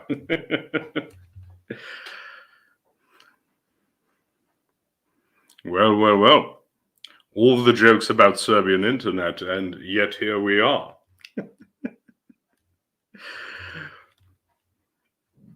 Okay, things are... we'll wait for him to come back. I'm a man of patience. But we'll see. I don't know if his stream crashes or not. That could be a problem. But we'll see. Do I have to sing Irish songs again? Is this my punishment? Just keep singing Irish songs. Oh, goodness. Neurojack says, I'm about to go to church. As you should. As you should, Neurojack. My internet is trash today. I'm surprised others have issues. Well, we were talking about education failing, but I do suppose you can just get trade to work with these types of electronic devices. You don't necessarily need a PhD to set them up. So go ahead and sing, Bosch. Can I jump on and say the thing while we wait? Well, I suppose.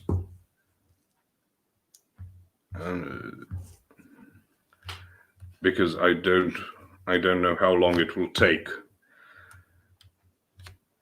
Let me see if I've got a message from him. To be sure. No. Well, okay. I'll let you on Neurojack. And then not let other people on until if he doesn't come back, because I want to keep it because you want to finish up his super chats, and I think that's the only fair thing to do. So if you want to jump on, please wait a bit longer. Neurojack messaged me prior to the stream and said he had a short thing to say, but it was very important. So it's more for biding time rather than letting people on properly, because it's not fair for Andrew not to be here. Keep up the riffraff. We're having 36 degrees tomorrow in late September, which is not unheard of, but pretty rare. So it's rather warm for this time of day. Neurojack needs to start streaming. Every time he calls in, he is with his children. So I'm not sure if he can. Here he is. Here I am. Hey, Posh. How are you? I am well. I am well. As I said, you want to say something important. I think it can fill up the time before Andrew can manage to fix things. Yeah, and I actually wish that that Andrew was here, because I think some of this will pertain to him. So you and I have been talking, and I'm going to Orthodox Church because of you and Jim Bob. Laying out the theology, and it really changed my life in a lot of ways. And so I want to say thank you for that. And again, and yeah, and normally I would kind of come on here and just tease out the details and stuff like that, but I pretty much agree with everything that you guys were saying. And normally I would have something to add to it, but I'll just tell a quick story, because I've had some odd interaction recently. So there's a guy named James Lindsay who did a podcast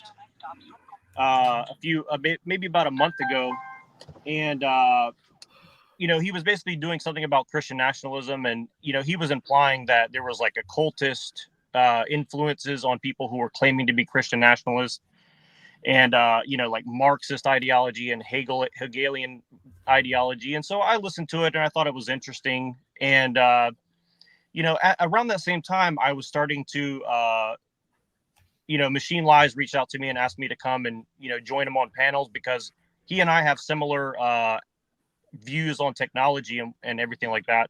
So very briefly, Chalk Body Outline and Enslaved by Truth invited me to their Discord, and and invited me on some of their panels, and I appreciated it.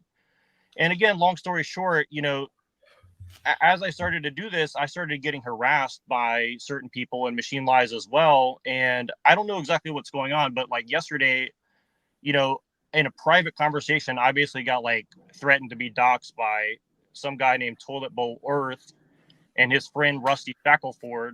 They're kind of like basically joking about like doxing and swatting me. And I don't think it's a joke, because it's private conversation where they're saying this stuff. And so I just wanted to let everyone know what's going on, because I don't really appreciate that very much. And I think that we should, as Christians, we have to kind of keep our house clean as well. These guys have nothing Christian about them, and, some of these people are saying they're like former members of like OTO and stuff like that. So, all I know is like, I'm just a guy asking questions, and I'm a Christian, and I really don't appreciate fellow Christians like attacking me and like threatening my family. And I want to let everyone know who they are and what they're doing, because it's like, it's really wrong. And, as Christians, we're supposed to, I told these guys like, hey, I don't want my country, and I don't want my my religion to be subverted. You know what I mean? And so what have I done to, attack anybody? Nothing. And they were also like saying that Andrew and Rachel and Jim Bob and all these guys are like, feds or something like that. And yeah.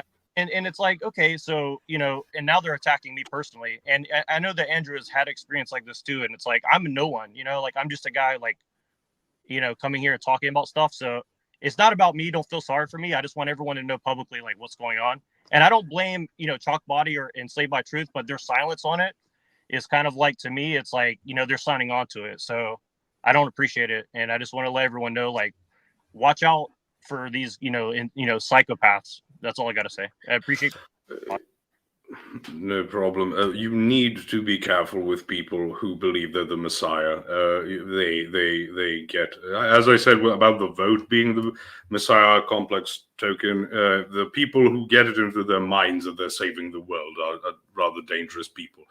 But as Vampire Frog says, that Lindsay was critiquing a specific movement called Christian Nationalism, made by a dude that was on Tucker, not Christian nationalism in general. It's a name clash similar to domain SQU.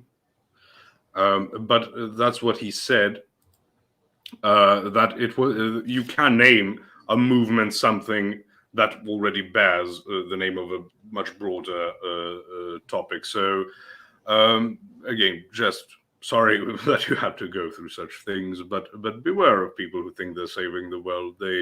They tend to be on the less sane side.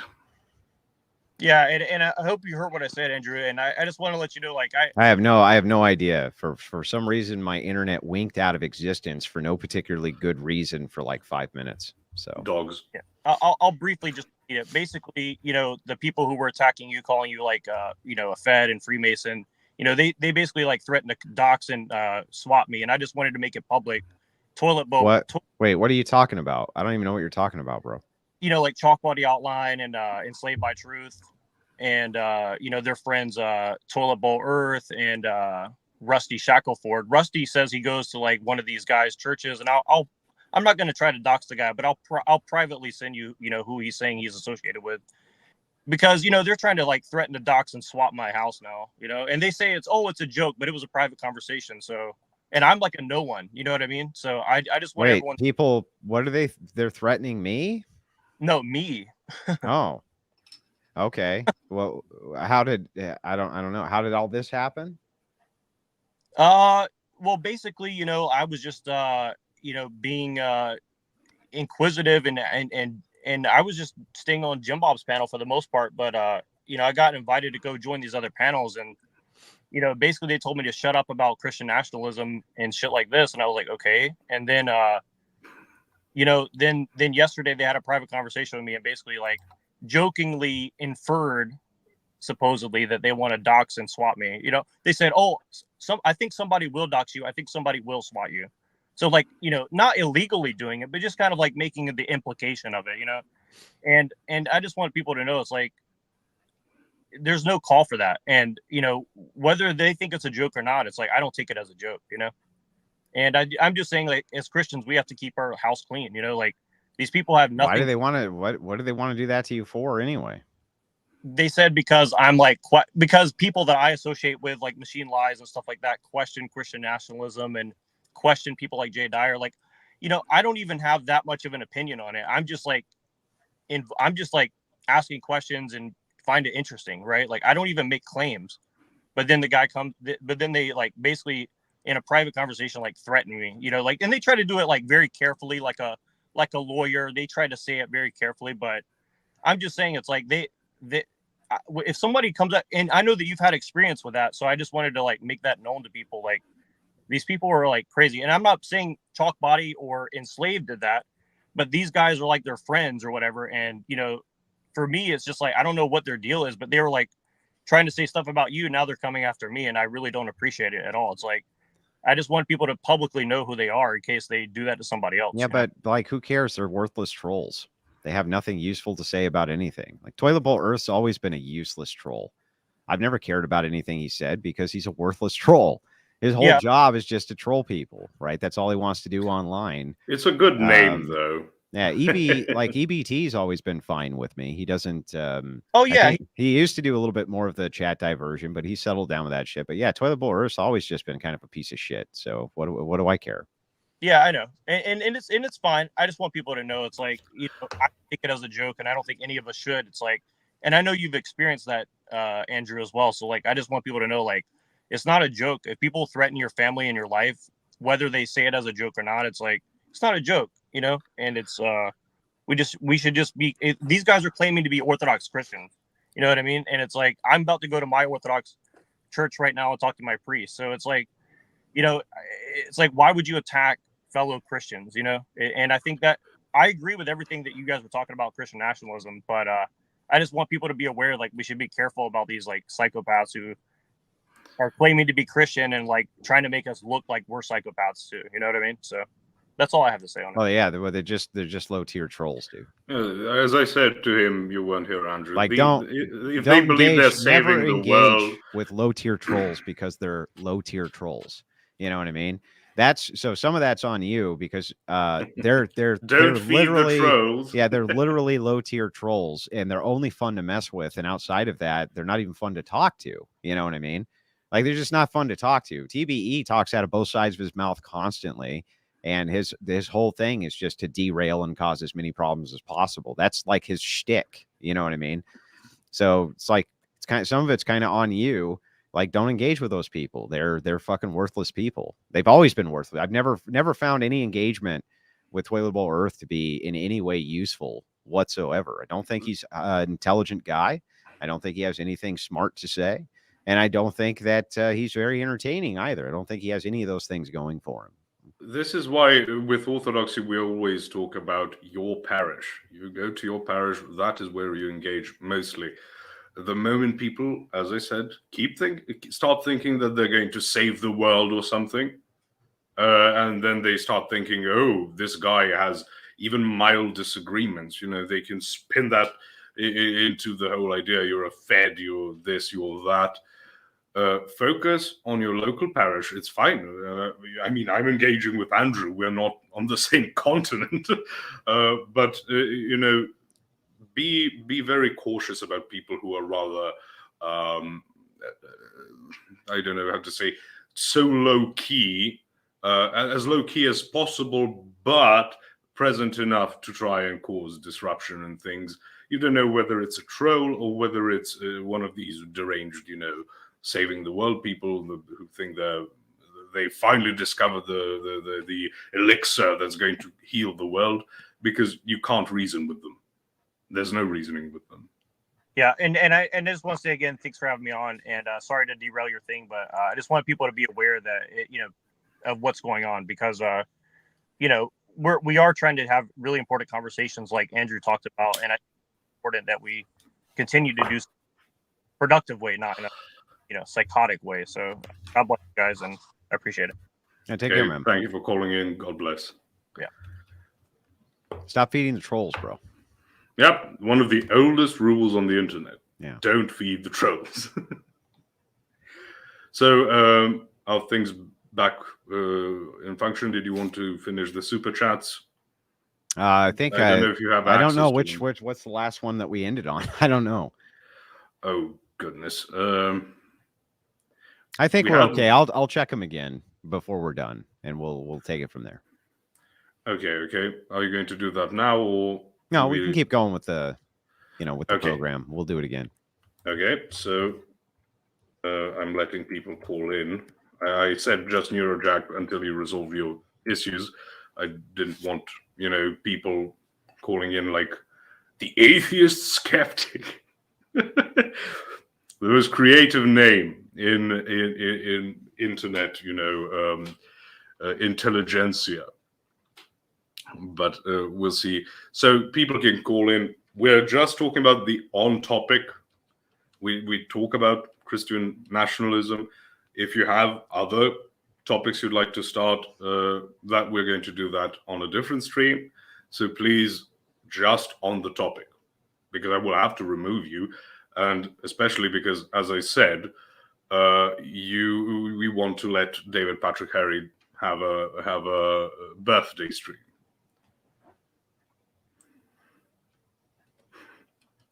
As Jim Bob says, I got swatted by ortho priests and they kicked the door in and blessed my house.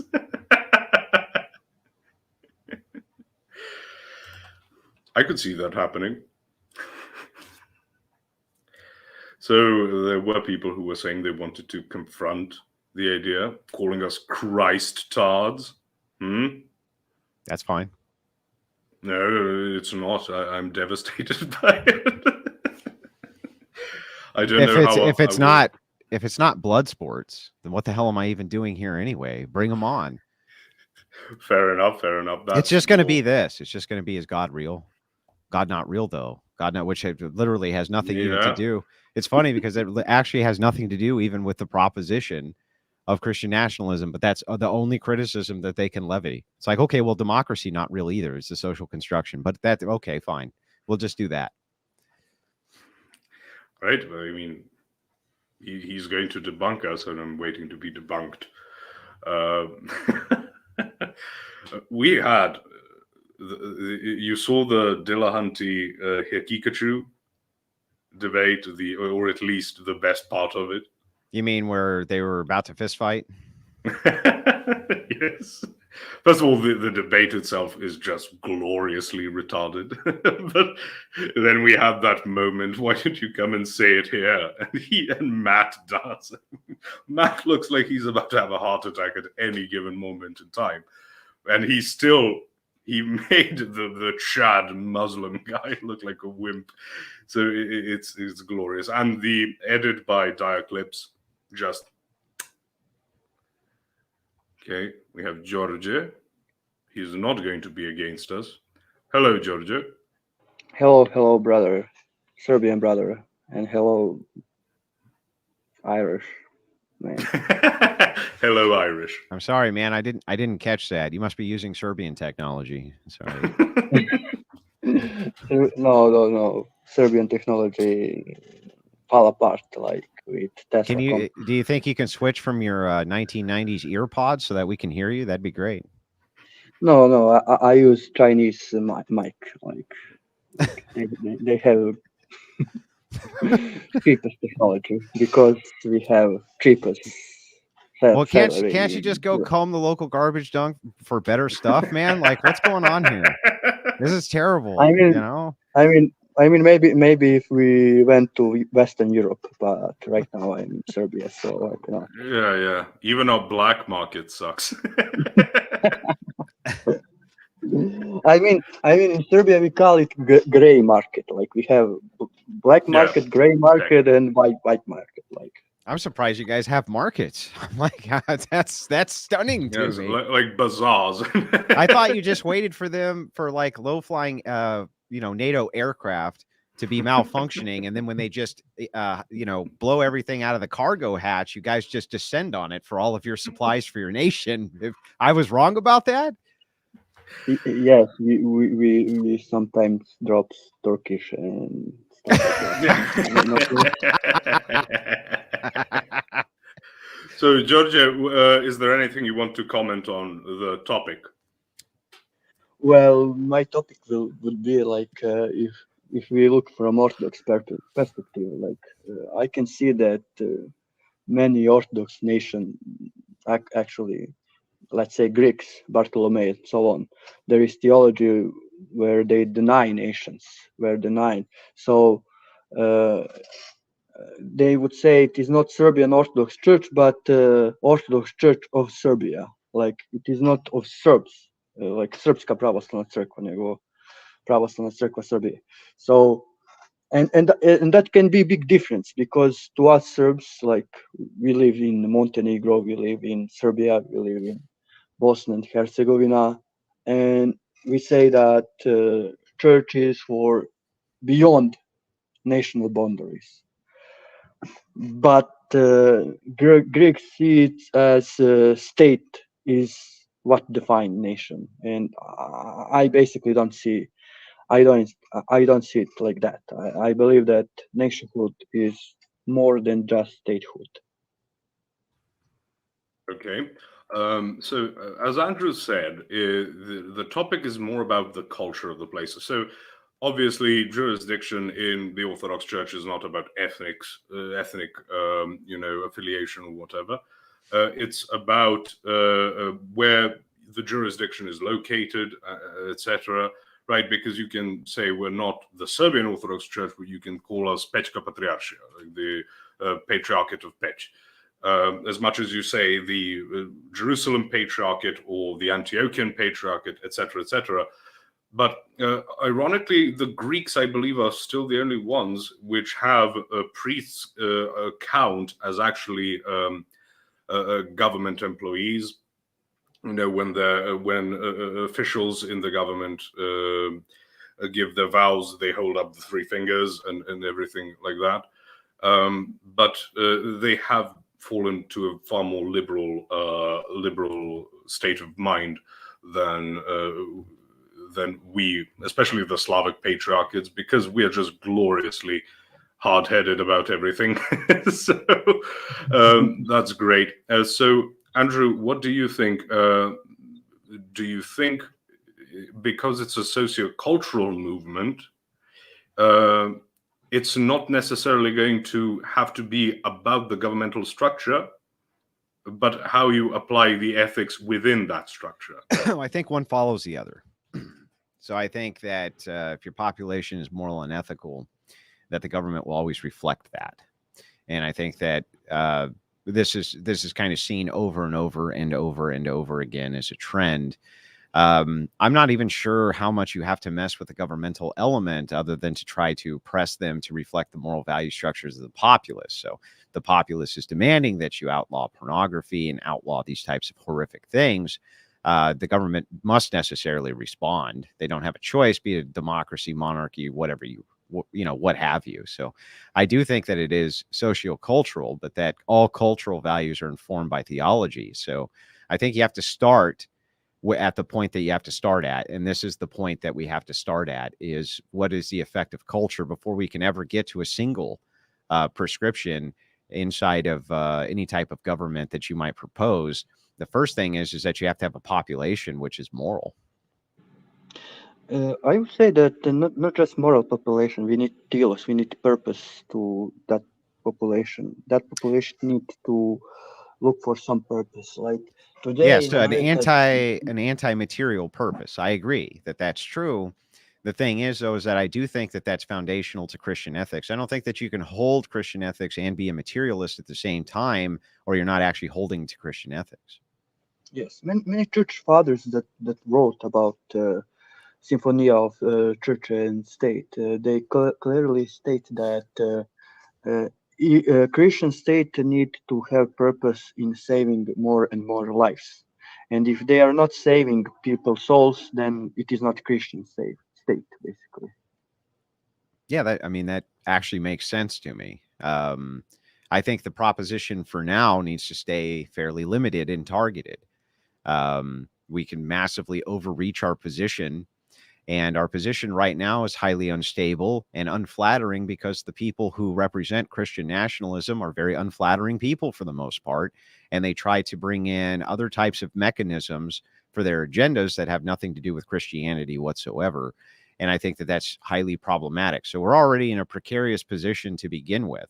But not only that, if we're going to target these sorts of kind of cultural spinback problems that cause such a festering in the undercurrent of culture, then we need to be very precise with how we target that and what it is that we're proposing. We can only do this in minute ways, granularly over time. This is not going to be a great shift quickly. There may come a time where, the snowball rolls into an avalanche, and that all happens very quickly, but it's going to take time. And it needs to be, we need to pick our targets, right? To your point, sorry, Giorgio, to your point, Rachel says that's not even an option in America. We started as a British colony, but have never had a homogeneous nationality. We have been mixed ethnicity from the start. Sorry, Wignats. She's right. And I would agree. There is something called ethnogenesis, when the birth of a nation, basically, when a nation sort of brings in, becomes a singular thing. If you look at France, for example, the Northern French and the Southern French are not going to be identical ethnically, but they are both French. Why? Because nations are actually formed around more or less religious, how should we say, underpinnings. And if you don't have that, which sort of is the problem in America, due to such a negative, as opposed to affirmative, not positive necessarily, but a negative statement. We're not the British, right? We don't do these things. We don't do these things, but the other part is more or less open-ended. And I think that sort of prevented America from having an idea other than, oh, we love freedom and democracy and things like that. So I think the only thing that can have a unifying force behind things is religion. That is what an ethnicity is traditionally. It's a very modern concept that has to do with genetics, because genetics is also rather recent as far as the field of science. Yeah, I have to agree. I think that you kind of hit the nail on the head with almost all of what you just said there, Posh. And I would just kind of reiterate again that we're in a very precarious position where we're on a knife's edge. And if we're going to deliver a message like this, then we need to make sure that the message that we're delivering is well understood, and that the people who are delivering it are not social pariahs who are trying to mix in other things that don't do us any good as we become the architects of a message that is counter to the current culture. And that's how your message becomes infiltrated and then completely devastated, because people capture it and then they add shit to it that was never the intent of the message to begin with. So you have to be very, very cautious on that front. You know what I mean? And I don't think that I'm pushing for some type of wide societal prescription, because we just can't have that. This has to be gradual change over time. There's just no way around that. I mean, there is a way around it. If we had like Great War, like First and Second World War, I'm not. That's exactly the kind of message that you don't want to be delivering. No, but it's exactly I the want to be kind of real. message you don't want to be delivering at all. That's my whole point by saying that, right? We don't want that message. Look how Europe shifted after First and Second World War. Like it was total moral shift, total shift to new ideas. So I mean, we should avoid First and Second World War. I'm not pro it, but if you want fast change, like look for opportunities. Yeah, well, that could be part of a cultural avalanche, which could happen quickly. I don't dispute that that's true, right? But I would not count on it. I would not count on there being some type of, everybody always counts on some type of catalyst event, and they just seem to wait around on their hands for this catalyst event that seems to never materialize. And when it does, it seems that the opposition is entrenched to the point where they can take advantage of it, and we can't. So I think it's far wiser for us to begin to start moving the goals where we want them now, in a granular and subtle way, so that we can start to move a message like that forward. I mean, we can look at Christians from first century. They would be much closer to your idea, where they gradually became majority of Roman Empire, and they gradually gained political power and so on. But what most important thing is that they were ready to die for it. Like Roman soldiers were killing them, and they were still saying, "We believe in that." So, well, I don't think that the persecution of Christians in the United States is not on the horizon, because it is. So, right? so if you want your idea to be strong, you yourself need to be strong. You cannot say, I want to go to Walmart to buy cheap things, so I will take the mark of the beast or stuff like that. I will take jabbies, or I will become part of LGBT community because I want to win gold medals. I don't dispute any of that. I think that that's so on. Yeah, I think that that's correct. I think that you have to set the same example that you expect other people to follow. And I don't think that I hold people to a higher kind of a higher standard than I hold myself to. So I think ultimately that you are making a good and valid point there. But before you can even get to that, you have to at least organize to the point where people have some kind of message that they want to push, which is a good message, not something that's completely convoluted and polluted and taken over by kind of these exterior elements, which are there specifically to subvert it. And there's also the element of different theological systems. If you're going to be some type of Calvinist, where you believe in predeterminism, if you're going to be a Lutheran, you don't believe in free will. If you're going to be, those things are going to play out in your thinking and in your actions. It's true. So if you don't hash out things, when people say, "Oh, Christians need to unite in order to fight degeneracy or something," that can only be done in a very limited way. There's more of a political sense. Yeah, there's sense to what you're saying when you're talking about the foundational aspect. From a political sense, it makes less sense. So from a political sense, in a democracy, we do have to have a voting bloc. So there's nothing actually wrong, I think, with reaching out to Protestants who agree with us on abortion in order to form a voting bloc to get abortion banned. I don't see why that would be problematic. Certainly not ecumenism. It's a political prescription that favors both of us. I think that those types of things are fine. I think that if you're moving towards other prescriptions, so groundational, grounding prescriptions, though, that's where you end up with these kind of mass problems. But luckily, I don't think that we ever really have to face too many of those, at least not immediately, because politics is very surface level. It's very, very, very surface level. And so if all we're really trying to do is have a collection of a voting bloc, which can vote together at least to kind of ban porn because we agree with the Calvinists that it should be banned, it doesn't mean we're endorsing their theology. That's ridiculous. You know what I mean? But we still do have to affect the political aspects inside of our nation. We don't have a choice there. Hey guys, Yep, how's it going? Hello, Rusty Smackleford. Hey, so I just wanted to clear the air because Neurojack was on here earlier and he made an outright false statement. He said that I threatened to dox him. I never did that. I never would do that. I've never doxed anybody. So I just want to make it very clear that he's lying. And I'm right here to say it. I don't respect that he did that. That's all I have to say about it. Okay. So, yeah. Okay, we're not going to develop that topic. You've made your statement. But he said it, so I just wanted to rebut it. Yeah, that's all. Fair enough, and I agree. You should have your right to say it. All right. But we are short on time. Do you have something to say about the topic? I'm sorry, buddy. He got me fired up by saying that. I had to respond. That's all I had. Okay, but okay. Yeah, I do like both your guys' shows, especially Andrew's. I find it pretty entertaining. I'll talk to you guys later. God bless. Have a good day, man. God bless you. Okay. So yes, go ahead.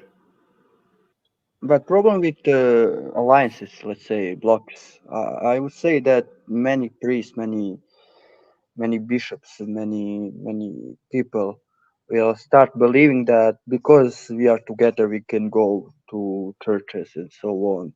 So when you start making a political connection, it can bring problem to populace where they will believe that finally we are uniting, finally we are together, and so on.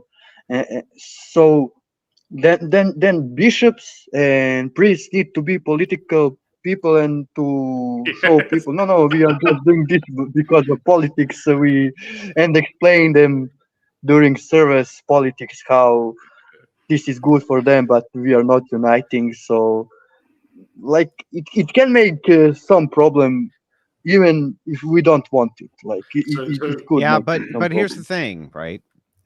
Just talking about the potentiality, right? There's no end to the potentiality for problems which we can come up with or foresee as being potentials that may happen. But we know for sure that if we don't do anything, that we're assured destruction. And that's just the truth. Now, that doesn't mean that you should err on, well, we just have to do something for the sake of doing it. However, I do think that you would largely agree with me, and I don't see how anybody could make a good, concise, logical argument that if you're inside of a Western democracy and you're Orthodox and you can vote, and voting is about blocks for power, if somebody's going to vote alongside you politically, regardless of what their personal beliefs are, what choice do you have? What I think George is trying to say is that here in Serbia, for example, if you see an Orthodox bishop with a Catholic bishop, there's no, oh, maybe we're trying to get things done on this. It's always like, oh no, oh God, he's betraying us to Rome. We're all going to be subverted by the papacy. And even if you made, let's say, try to make an alliance against abortion, people will, I guarantee it, it's not maybe, people will take that as, oh, they're trying to use abortion as a sort of well, I mean, certainly, but the thing is that kind of plays into my point. You're always going to have critics, regardless of any action that you take. I have tons of my own. Clergy will always have tons of their own, et cetera, et cetera. Everybody's always going to have their critics. I still think that it seems to me that it's fundamentally wise that if you're not praying with these people, you're not mixing your value structures in, if you can both agree that we should have a sidewalk so that we can walk down the street, it doesn't seem like it's ecumenism to vote to build one. That just seems silly to me. I believe the only solution is to try, when the clergy get together from the Orthodox Church and the Catholic and maybe the Anglican or wherever, to make it clear, to just say we don't intend on intercommuning or something, right, which is again going to make certain people upset. But you have to stick with your conservative base. That's your actual base. You know, the liberals are not going to take you seriously either way. They're probably going to be against you going after abortion. So, you know, you try to do the best you can, but I believe if there's anything that can be done as sort of coming together from different theological systems, it's the negative things like being against abortion, being against the LGBT nonsense, being against something. That's, I think, where the crux is. Yeah, I agree. I can help Andrew point, basically, with some history facts. During, I believe, First World War, you have a saint from Orthodox Church. His name is Nikolai Velimirovich, and he would actually Second World War, not first. No, he's in Second World War. He was in the high. He was close. Okay, but you said first, so I didn't want people to be confused. But I'm speaking when he was going to English. Anglican. Okay. So that was first, I believe. So he was going to Anglican churches and actually preaching how we should fight against Germans and so on. And in England, they would call him Serbian Fourth Military, like Fourth Army. And he allied with England Church that they allowed Orthodox people to have their services in Anglican Church. So you have during times of First World War, Anglican Church and Orthodox Church uniting for the greater good. And yes. And saints. So Nikolai Velimirovich is saint in our church. So when you are saying we should fight abortion, you can always recall, like, yeah, but in First World War you have Nikolai Velimirovich that did that against. Yeah, there are great points to be made about fighting against evil of some sorts, where stopping a certain action or a program is more important than worrying about whether people will freak out about ecumenism, because you can ally with people who, you know, if you see someone trapped under a tree fell on their legs or something, you're not going to check the theological system of the person next to you to see if you can go and try and save that person. That's much more of an immediate reason to act. So, sorry? Except if he is Muslim. Oh yeah, of course. I mean, why did we make Serbian, all those songs? Or Serbian. What's with all the cool songs from the 90s? Okay, sorry, Jimbo, but Athanasius was here first. No, of course. Go ahead, Athanasius. Okay, can you guys hear me okay, first of all? Yep. Okay, great. I'm right next to a lathe. So anyway, one of the questions that I'm not sure if you guys had brought up, because I'm trying to listen while working, but as I understand it, in a monarchy, you know, the king that is chosen comes from a lineage chosen by God, correct? So how would there be a king chosen in a monarchy, right? Christian nationalism in America, if that's what we're talking about. I'm sorry. Yeah, so we haven't really touched on monarchy, but maybe just to correct the presuppositions that you might have. Just because a child is born to a king, even in systems where a church was heavily involved in the state or even was the state, just because a child was born to a king did not mean that they necessarily thought that he had a God-given right to rule. The church had to weigh in on these things, and the church often did in many European nations expressly forbid some of these princes from becoming kings because they did not think that they were fit to rule. So you have to take kind of this synergistic relationship into account of how this works. You can almost think of the church like a fourth branch of government, but a silent partner in a way. It's a foreign concept to people. Now, I don't personally advocate for monarchy, but I at least try to understand the system as best I can for what it is that other people are trying to advocate for. And no, it's not just, hey, you have a child, and so once you have a child to a king, he's automatically going to become king. That's never been how it worked. Not even biblically was that how it worked. Exactly. And there's also different systems. You know, the Anglican idea of the divine right to rule is not universal. And then you had more of a Frankish system. Here, Byzantines had their system, but it's not always like lineages. Although when we think of feudalism, we think of Frankish feudalism, right? That is the idea we have both aesthetically and in terms of how it operates. But it doesn't have this idea that you have a special lineage already, because God, as he shows throughout the Old Testament, you know, he appoints first Saul, right? He says, okay, you want someone big and strong, right, and handsome and stuff. Okay, here's Saul for you. See how that works out. And what happens with him? He of course goes is under the influence of powers, right? And then he is replaced with David. Jim Bob, I'm going to have to mute you. Oh, sorry. I'll mute me. I'm sorry. I didn't know if you guys could hear that. Okay. So you had David replace him, right? And then Solomon and stuff. But it's not this legalistic system, because different circumstances call for different solutions.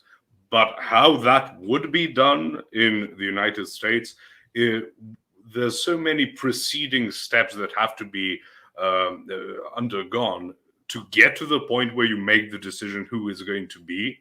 That it might as well be, you know, looking at beans and stuff to predict the future.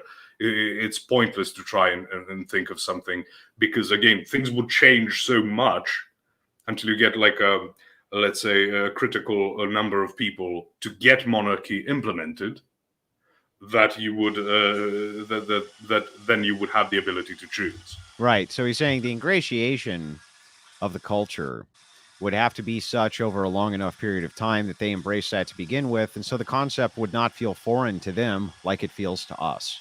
That's kind of the outset that Posh is talking about there. Right. And so in a Christian national society, the governing body would still be a republic. Is that, or are we not even getting to a governing body at this likely, point? Yeah, likely. Right. Like you say, there's going to be a long period of steps just to change the society enough trying to be able to prepare them for this. Trying to radically move into the zone of trying to eliminate the republic and voting rights for all and things like that. That's not an overnight thing any more than communist infiltration was an overnight thing. It's a gradual thing, which comes with a conscious shift first, and then that moves over to the legislative body as well.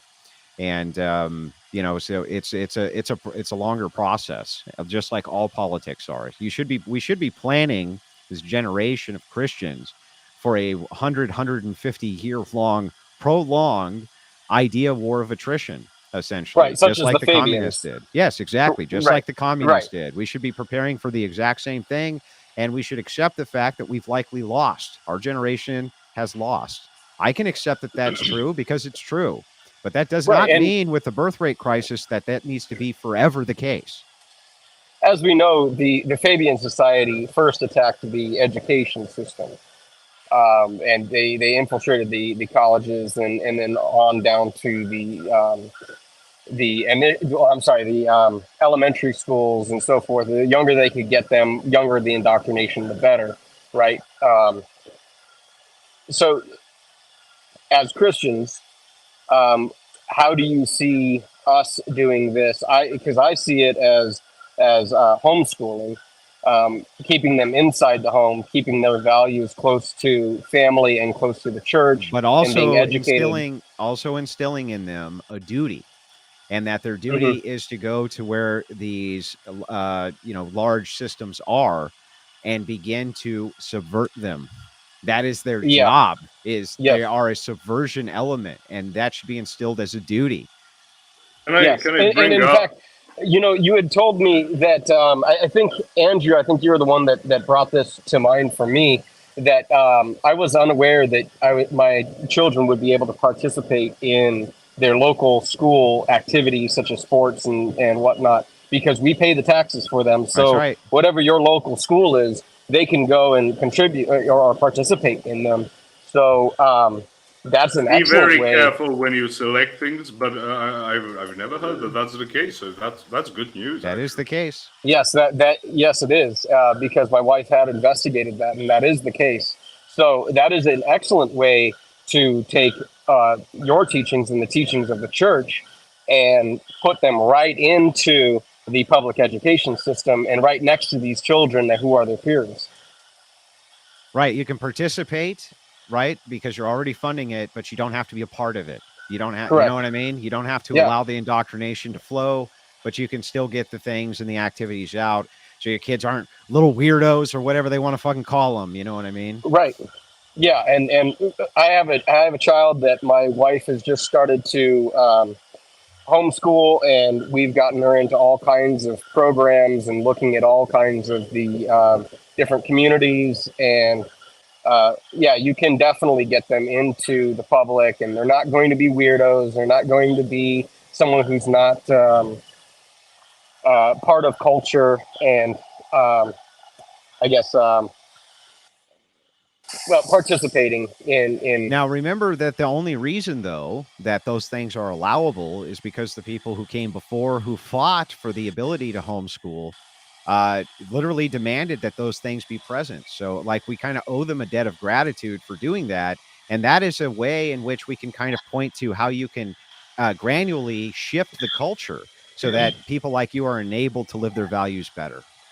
Mm-hmm. Yeah. So what you're saying is the first steps are to increase the birth rate and raise them as Christians and homeschool them and keep them away from these indoctrination centers and then do this prepare for them, decades. and then prepare them to do this for enter. decades. Yes, and do it for Yeah. decades and prepare them to enter back into those indoctrination centers with a whole new line of indoctrination. Exactly. Okay.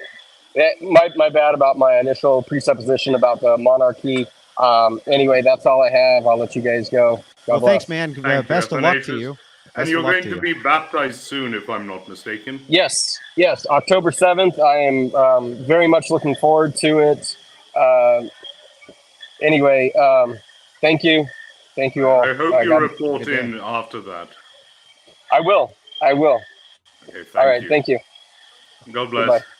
God bless. All right, James Robert. Hello. Apologies if my out of the blue rescheduling yesterday messed you guys up. No, we're fine, as you can see. I know Andrew's like he's got his whole calendar filled up now, so it's like it's fine. It's been ridiculous. So I've been offered now. I think I'm on the I'm in the 20s now of jobs from different networks, different offerings from jobs from different networks who want me to either do radio or they want me to host a small TV show or various different things like this. And it's like, I'm just inundated with it at all times now. And it's become ridiculous. And I turn all of it down. Some of them, I think you would think I was crazy for turning down, but if I don't believe in the message that these people are pushing, then I don't want anything to do with it. I would much rather continue to grow organically like we have by building our own great content and that kind of thing. So, but it is true. We are pretty filled up all the time. And I literally blame Posh for all of this. Yeah, why not? As you should. Yeah. So my question actually came up a little bit with Athanasius's question, is that let's say the beginnings of Christian nationalism, let's just call it that it's Orthodox is taking the lead in this. You would get a natural segregation, right? And that wouldn't be a bad thing. It would just be a voluntary segregation. And suddenly there would be entire communities where you might be able to draw a vague borderline around it, where you knew you entered into a predominantly Orthodox community, right, of people. So that I would see that as a good thing. Now, like Andrew said, your job is to go out and not only subvert, but share, try to pull in, basically. And I was wondering if what it would look like in practice. Like, let's say there is a very established, concentrated physical location community of Orthodox, and then just outside of it, it got a little more secular, and you kind of tolerated it, right? Is the idea that you grow out and take over, or pull in, or are those two the same exact thing? So I think I understand your question pretty well. So what I think happens is this, and this is a kind of an organic thing. So let's point to such a community now. The Amish immediately comes to mind, of something of which you can draw the border out. However, the Amish don't want to move past that border. They're not continuously trying to recruit others in. Rather, they try to recruit from within by having lots of children. And they even have to compensate for the fact that many of those children are going to leave the Amish lifestyle. And so they have to kind of really, really pump them out, right, to keep this going. But here's the thing. From our perspective, let's assume that you had such a community, which was built in with kind of these vaguish borders surrounded by secularists. If you're having lots of children, those children are going to necessarily expand out. And so the whole point of why it's so necessary since the secularists aren't having children, and we are, this gentleman who just called in is a perfect example of somebody who can live with secularist people, can allow their children to engage with them and go out and play sports and all these different things, while not allowing the indoctrination portion to infiltrate and seep into their child's brain. So when the child finally is, at the age where they need to go, 18, 19, 20 years old, they can be heavily prepared for the world without being indoctrinated with all these presuppositional values that the world tries to claim you must have in order to operate. And I think that those children are going to have much better lives. And through this example, and of course, if they're going to breed, et cetera, this naturally is going to be expansionary. That's its nature. Yeah. And then as far as like actual in real life setting, we would assume that inside this sort of vague border, just like the Amish, there would be customs that are enforced fully, right? There would be customs that would be expected. Let's just take like decency. You would have codes. You'd have local codes, local laws, Right. just like you do in every municipality now. It's just that the overwhelming majority of people would have the same belief structure, so they wouldn't have any problems with these kinds of codes of conduct, which are necessary within these communities. That falls, by the way, right in line with the current constitutional values in the United States, and which have historically been here.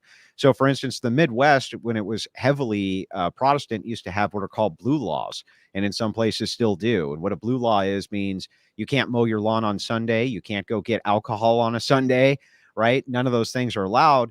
They're heavily enforced even to this day in some sections of the nation. So there's actually nothing wrong with your local population having strict ordinances or codes of conduct, which they expect their population to obey. Yeah, exactly. I could imagine that and being very workable. And I'm wondering that because we agree that the borders are somewhat nebulous, like what would happen right on the fray of the border? Like when, is the Christian position to almost try to socially enforce something if they knew they were on the outside of the border? You know what I mean? Because you can expect it collectively. You're in a place where everyone sort of agrees on what's let's say what's decent. Let's say like basic forms of like nudity or like indecency in public. Once let's say a cluster of that Orthodox community is just slightly, like you almost couldn't tell that you're fully outside of the community and into the secular world. My question is like, how would we navigate that little blurred area of where we're used to engaging in some sort of enforcement socially, and then we're in the sort of blurry area, but we still have this impulse to enforce? Is it just a different kind of enforcement? Is it softer? Is it more like well, actually, those conversational? sorts of nebulous circumstances are exactly the circumstances I want to see more. So I Right. want inside of those little nuanced areas for these fights to break out over what localized policy, prescription, or regulation should be. So I want this, whatever this little offshoot of whatever, let's just say for the purpose of the hypothetical, this small, tiny Orthodox group of, let's say, 50 people who have expanded past the community and are now living next to 20,000 secularists, right? Mhm. Well, I want those people to be brawling with the secularists. That's what their job is, right? I want them to be voicing their concerns and going to the PTA meetings and really being assholes and being a thorn in the side of everybody who's around them to try to kind of shock them awake a bit. So like Exactly, that type of community, not only would I say is going to happen, but it's kind of the goal, right? It's kind of the yes. goal. So Jim Bob, what you're thinking of is the borderlines, but borders are never eternal. Much longer lasting if you have natural impediments to movement or something. But their entire system is legalistic.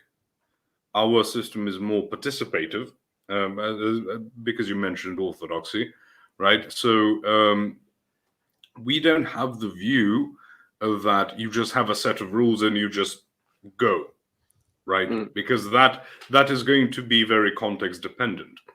So what you do is exactly as Andrew said, you try to expand it. Now that's not always going to succeed. That's and then this necessarily expands participation. That's the absolutely, absolutely. But you have churches, you have non-ecclesiastical, gatherings and stuff like that. One huge important thing, Georgia here will know.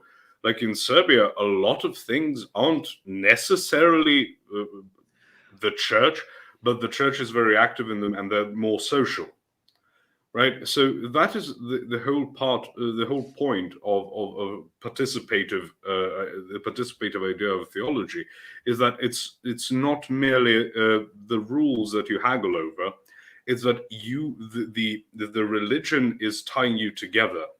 And in the only democracy in the Middle East, one huge element of their politics is that the conservative Israelites are having an untold number of children, while the secular ones are having none of them.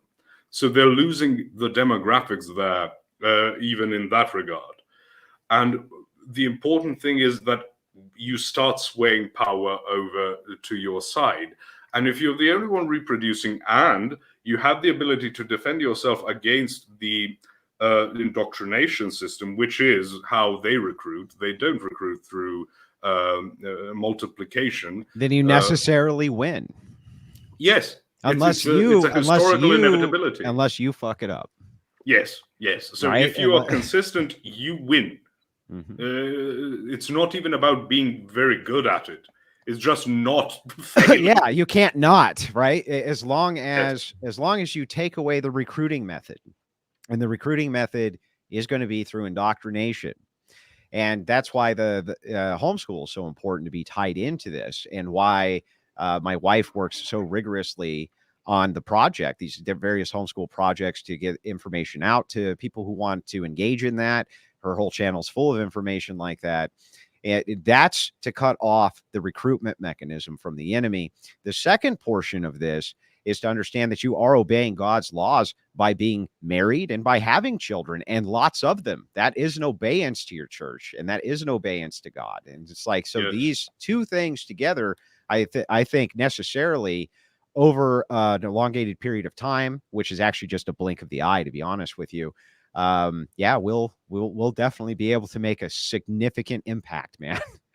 I have a tougher question here, and we might not be in the position to answer it at all, but if the church utilized, like, ecumenism as a form of subverting the modern churches? In other words, like what if they were using that as a platform to pull them in and then change their system? Is that just not a valid way of doing it? Or Do you ever see the original Batman movie with Michael Keaton and Jack Nicholson plays the Joker? Yeah, yeah. Mm-hmm. Yeah, so there's a great line in that movie where he says, if you dance with the devil for long enough, the devil doesn't change, the devil changes you.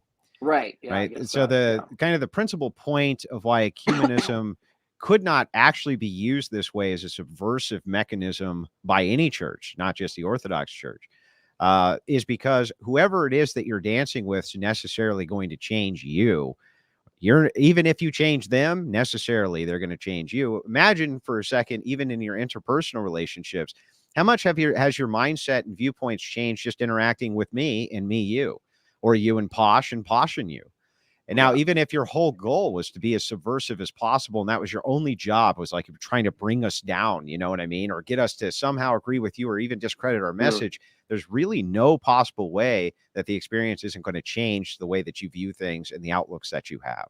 Yeah, that's a good point. Because I look at, like, even if you remove that element, let's say you didn't take that method, would it not even work to, like, say, try to implement portions of proper Orthodox practice, but then it would just be a mishmash, right? What I'm saying is, like, if you went to a church that was kind of like, off base, and you sort of gave them one or two practices at a time to kind of try it, like, would that also not work?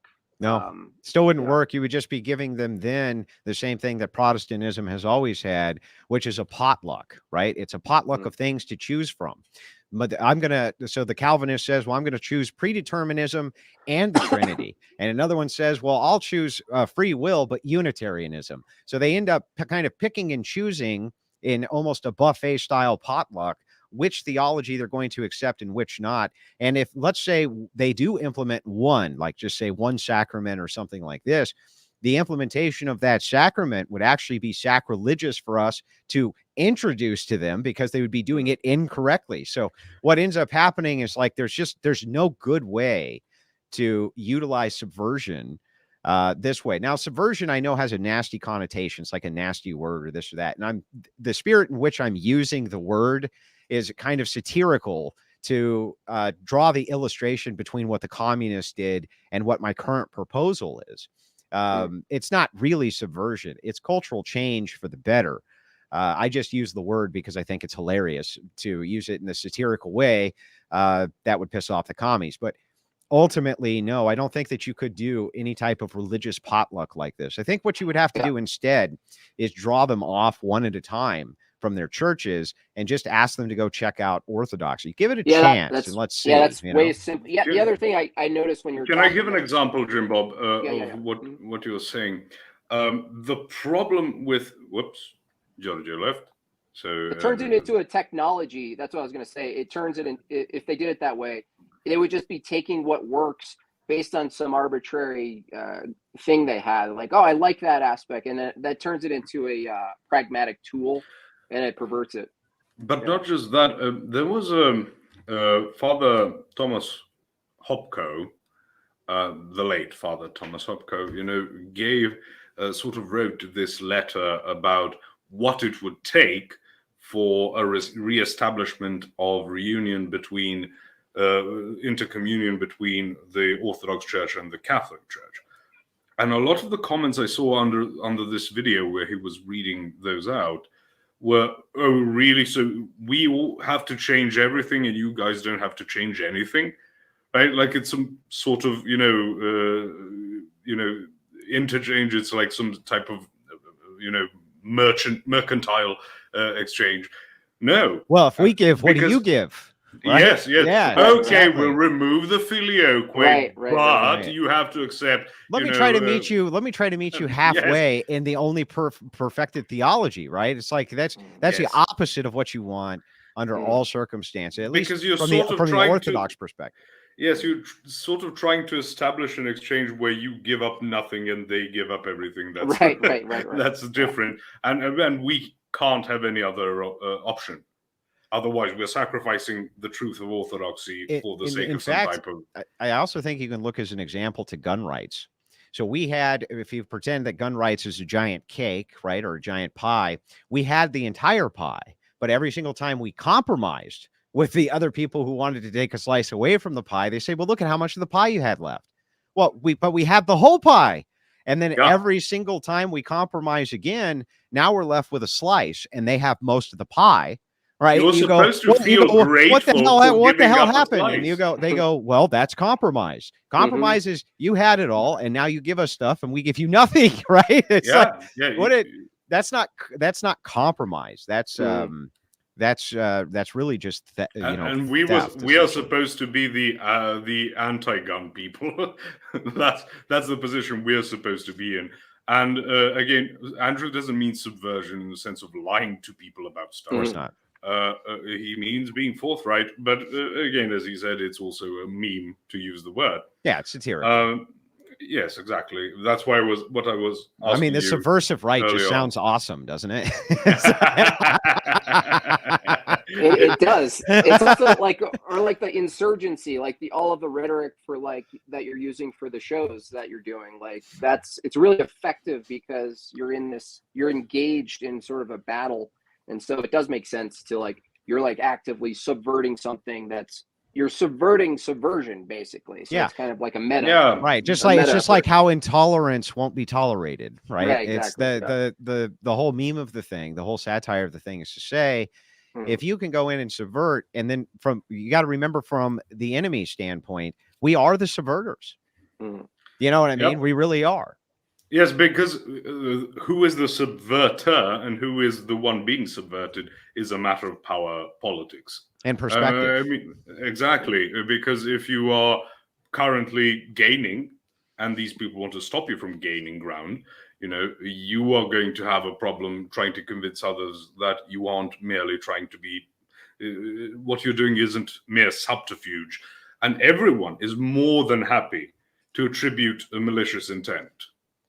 Trying to say, oh, you don't actually believe in Christianity, you just believe this is a pathway towards more power or something. So I'm just going to have to say this. Dr. Crispy Rothschild is saying that Kotel is sort of, I think is postponing the start. So we're going to be closing up here. Okay, but before we do, why don't we do this and raid his chat? Oh, well, he hasn't started yet. He is. Yeah, I know. But I think he's sort of starting after we finish. Yeah, do you know how to raid a chat? No, I'm not a bloody Viking or something. Who founded Dublin, by the way? We can send the entirety of our chats over to his channel. That's what I'm planning on. But I also wouldn't want him to stay so long because it's his birthday. I'm assuming he has plans in mind, so we should be closing up. I'm gonna head out. You guys, raiding chats, breaking community guidelines of YouTube. Hey Andrew, I downloaded that. Can you guys talk about that on the stream? So you know. Just a moment. What do you say, Jim Bob? I was telling Andrew I downloaded the Blue Bricks app for our invasion of TikTok. Excellent. Okay. I'll talk to you later. That's happening. Subversion intensifies. Subversion intent. Eye lasers going. You know what I mean? Subversion intensifies. God bless. See you guys. God bless you, Jim Bob. Bye. Okay, Georgia, what did you say? Well, isn't raiding someone against community guidelines? No. If you're stream sniping them and then you raid them with a chat, yes, but we're actually going to redirect. YouTube has this feature for this reason. So we can redirect the entirety of our show chat into Kotel's chat. Oh, okay. It's an actual feature? Yeah, I just use raid because that's what it's called on Twitch. Yeah, you use it like you use subversively. Yeah, subversive language. And I just wanted to say this, that I was thinking can Christian make some city like Amish have? So people can point and say, okay, if we have Christian nation, we can have all nation like that one city. So if that one Christian city is prospering more than rest of the nation, let's say similar like Texas and California. Like California, Texas right now we have low taxes and so on, and bunch of people are moving to Texas. So why cannot Christians create cities that are suitable for living and are actually you can point at them, like you can point at Amish, you can point at Texas to show what your policies can do. So Yes, can I, Georgia, while you're here, can we give Andrew the etymological, fun fact that Texas in Serbian means denim? Did he freeze up again? No, I'm listening. Okay, you were just very still. So Texas in Serbian means denim. So if you have Texas košulja, it means like a denim shirt.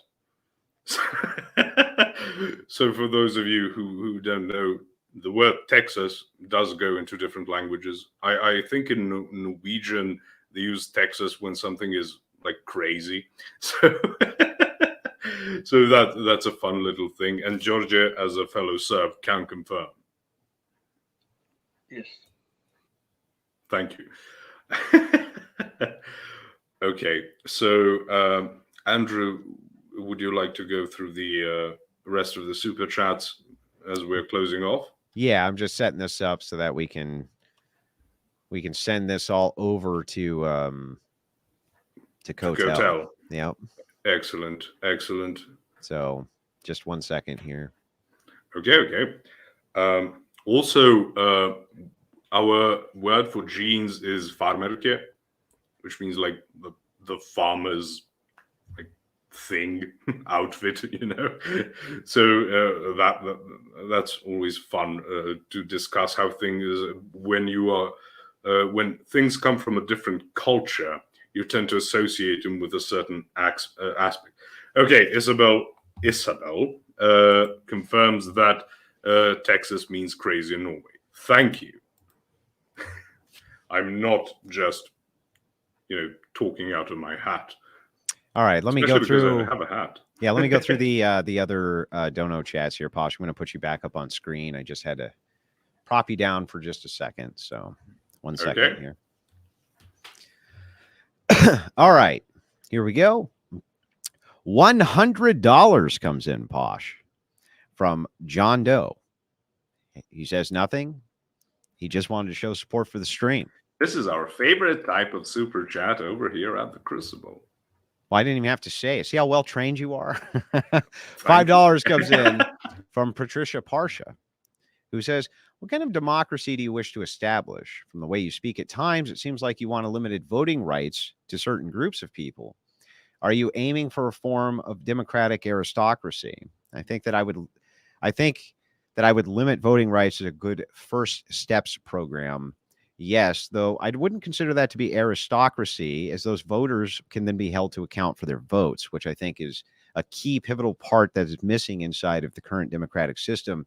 The secret ballot, I think, is a horrible proposition. You would never let secret voting be a part of the parliamentary voting. No, you would never allow you wouldn't allow your politicians to do it, and you should be held to the same standards. So, Andrew, I'll have to go to the loo real quick. Be right back. Okay. $10 comes in from Into the Break, who says, this was one of the best discussions I've had the privilege of being privy to in a long time. Much respect and admiration. I wish I could give more. No, $10 is plenty. Thank you so much for your support of the Crucible. We appreciate it. I'm going to add up these super chats, and I will send over payment to Posh today, in fact, and just make sure that he gets them as I promised he would. Now, moving over onto the YouTube side, real quick, guys, just make sure that we didn't miss any there.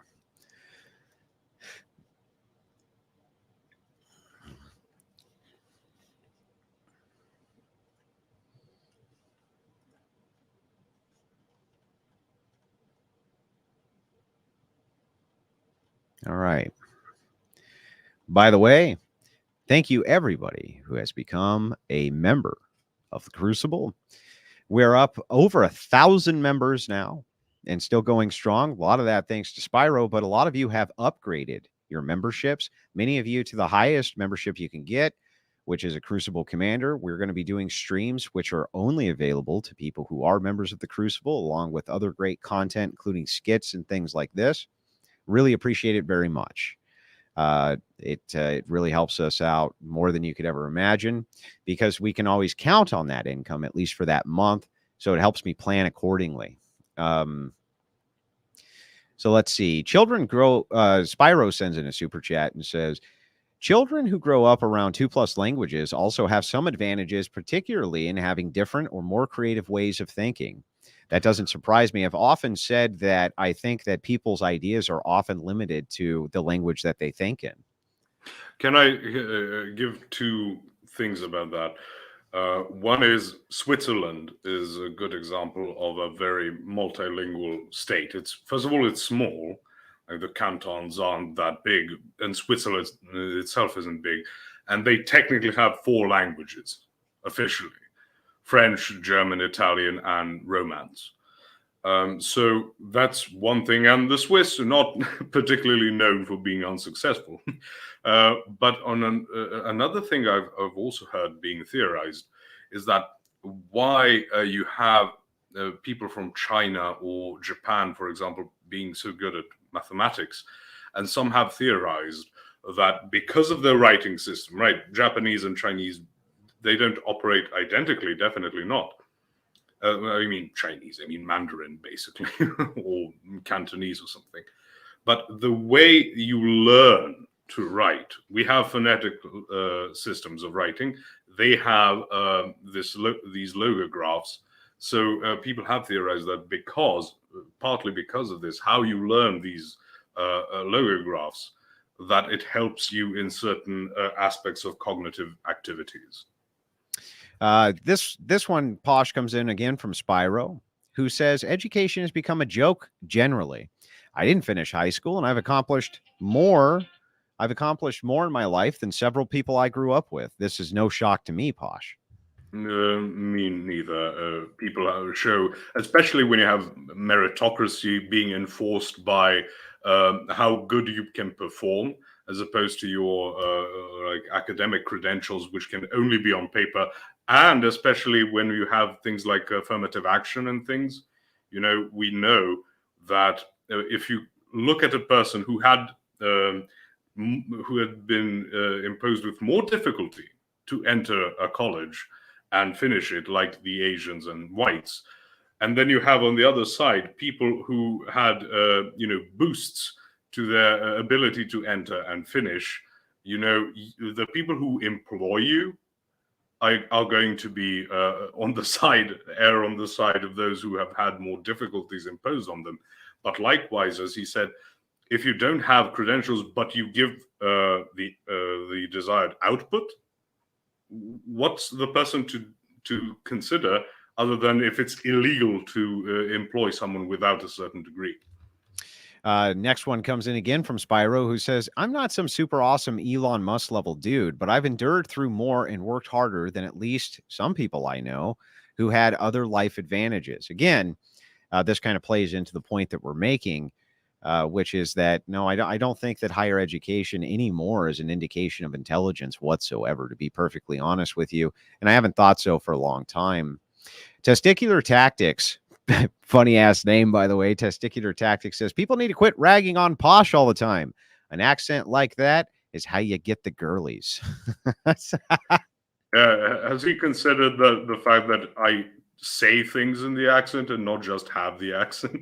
Because they can also hear what I'm saying, and then they go, oh. Yeah, that's true. Well, Posh, I'm actually all good on the super chats. If you want to wrap the stream up, and we can get out of here for the day. Okay, so thank you, Andrew, for being here. Georgia, thank you for calling in. Also to Jim Bob and everyone who has participated. Very glad we had this discussion, because I was always wondering if it was more of a socio-political project, because I'm very concerned about those. Whenever someone tries to say, we'll establish a department of X or ministry of Y, I always think, oh God, you're just trying to be apply aesthetics to a failed system. It's just not going to work. We have trying to put a Band-Aid on a gunshot wound. Exactly, and then press it real hard. But it's sort of like you have conservative parties like here in Serbia who want to establish a ministry of family, and I'm just thinking, why? You're just giving that as red meat, and that is what concerned me. So I'm very glad you err on the side of the socio-cultural aspects of things. There's really no other path forward, to be honest with you. So in my opinion, I'm glad I was able to assuage your fears and make you feel a little bit better about at least the kind of Christian nationalism that I discuss and talk about and that I advocate for.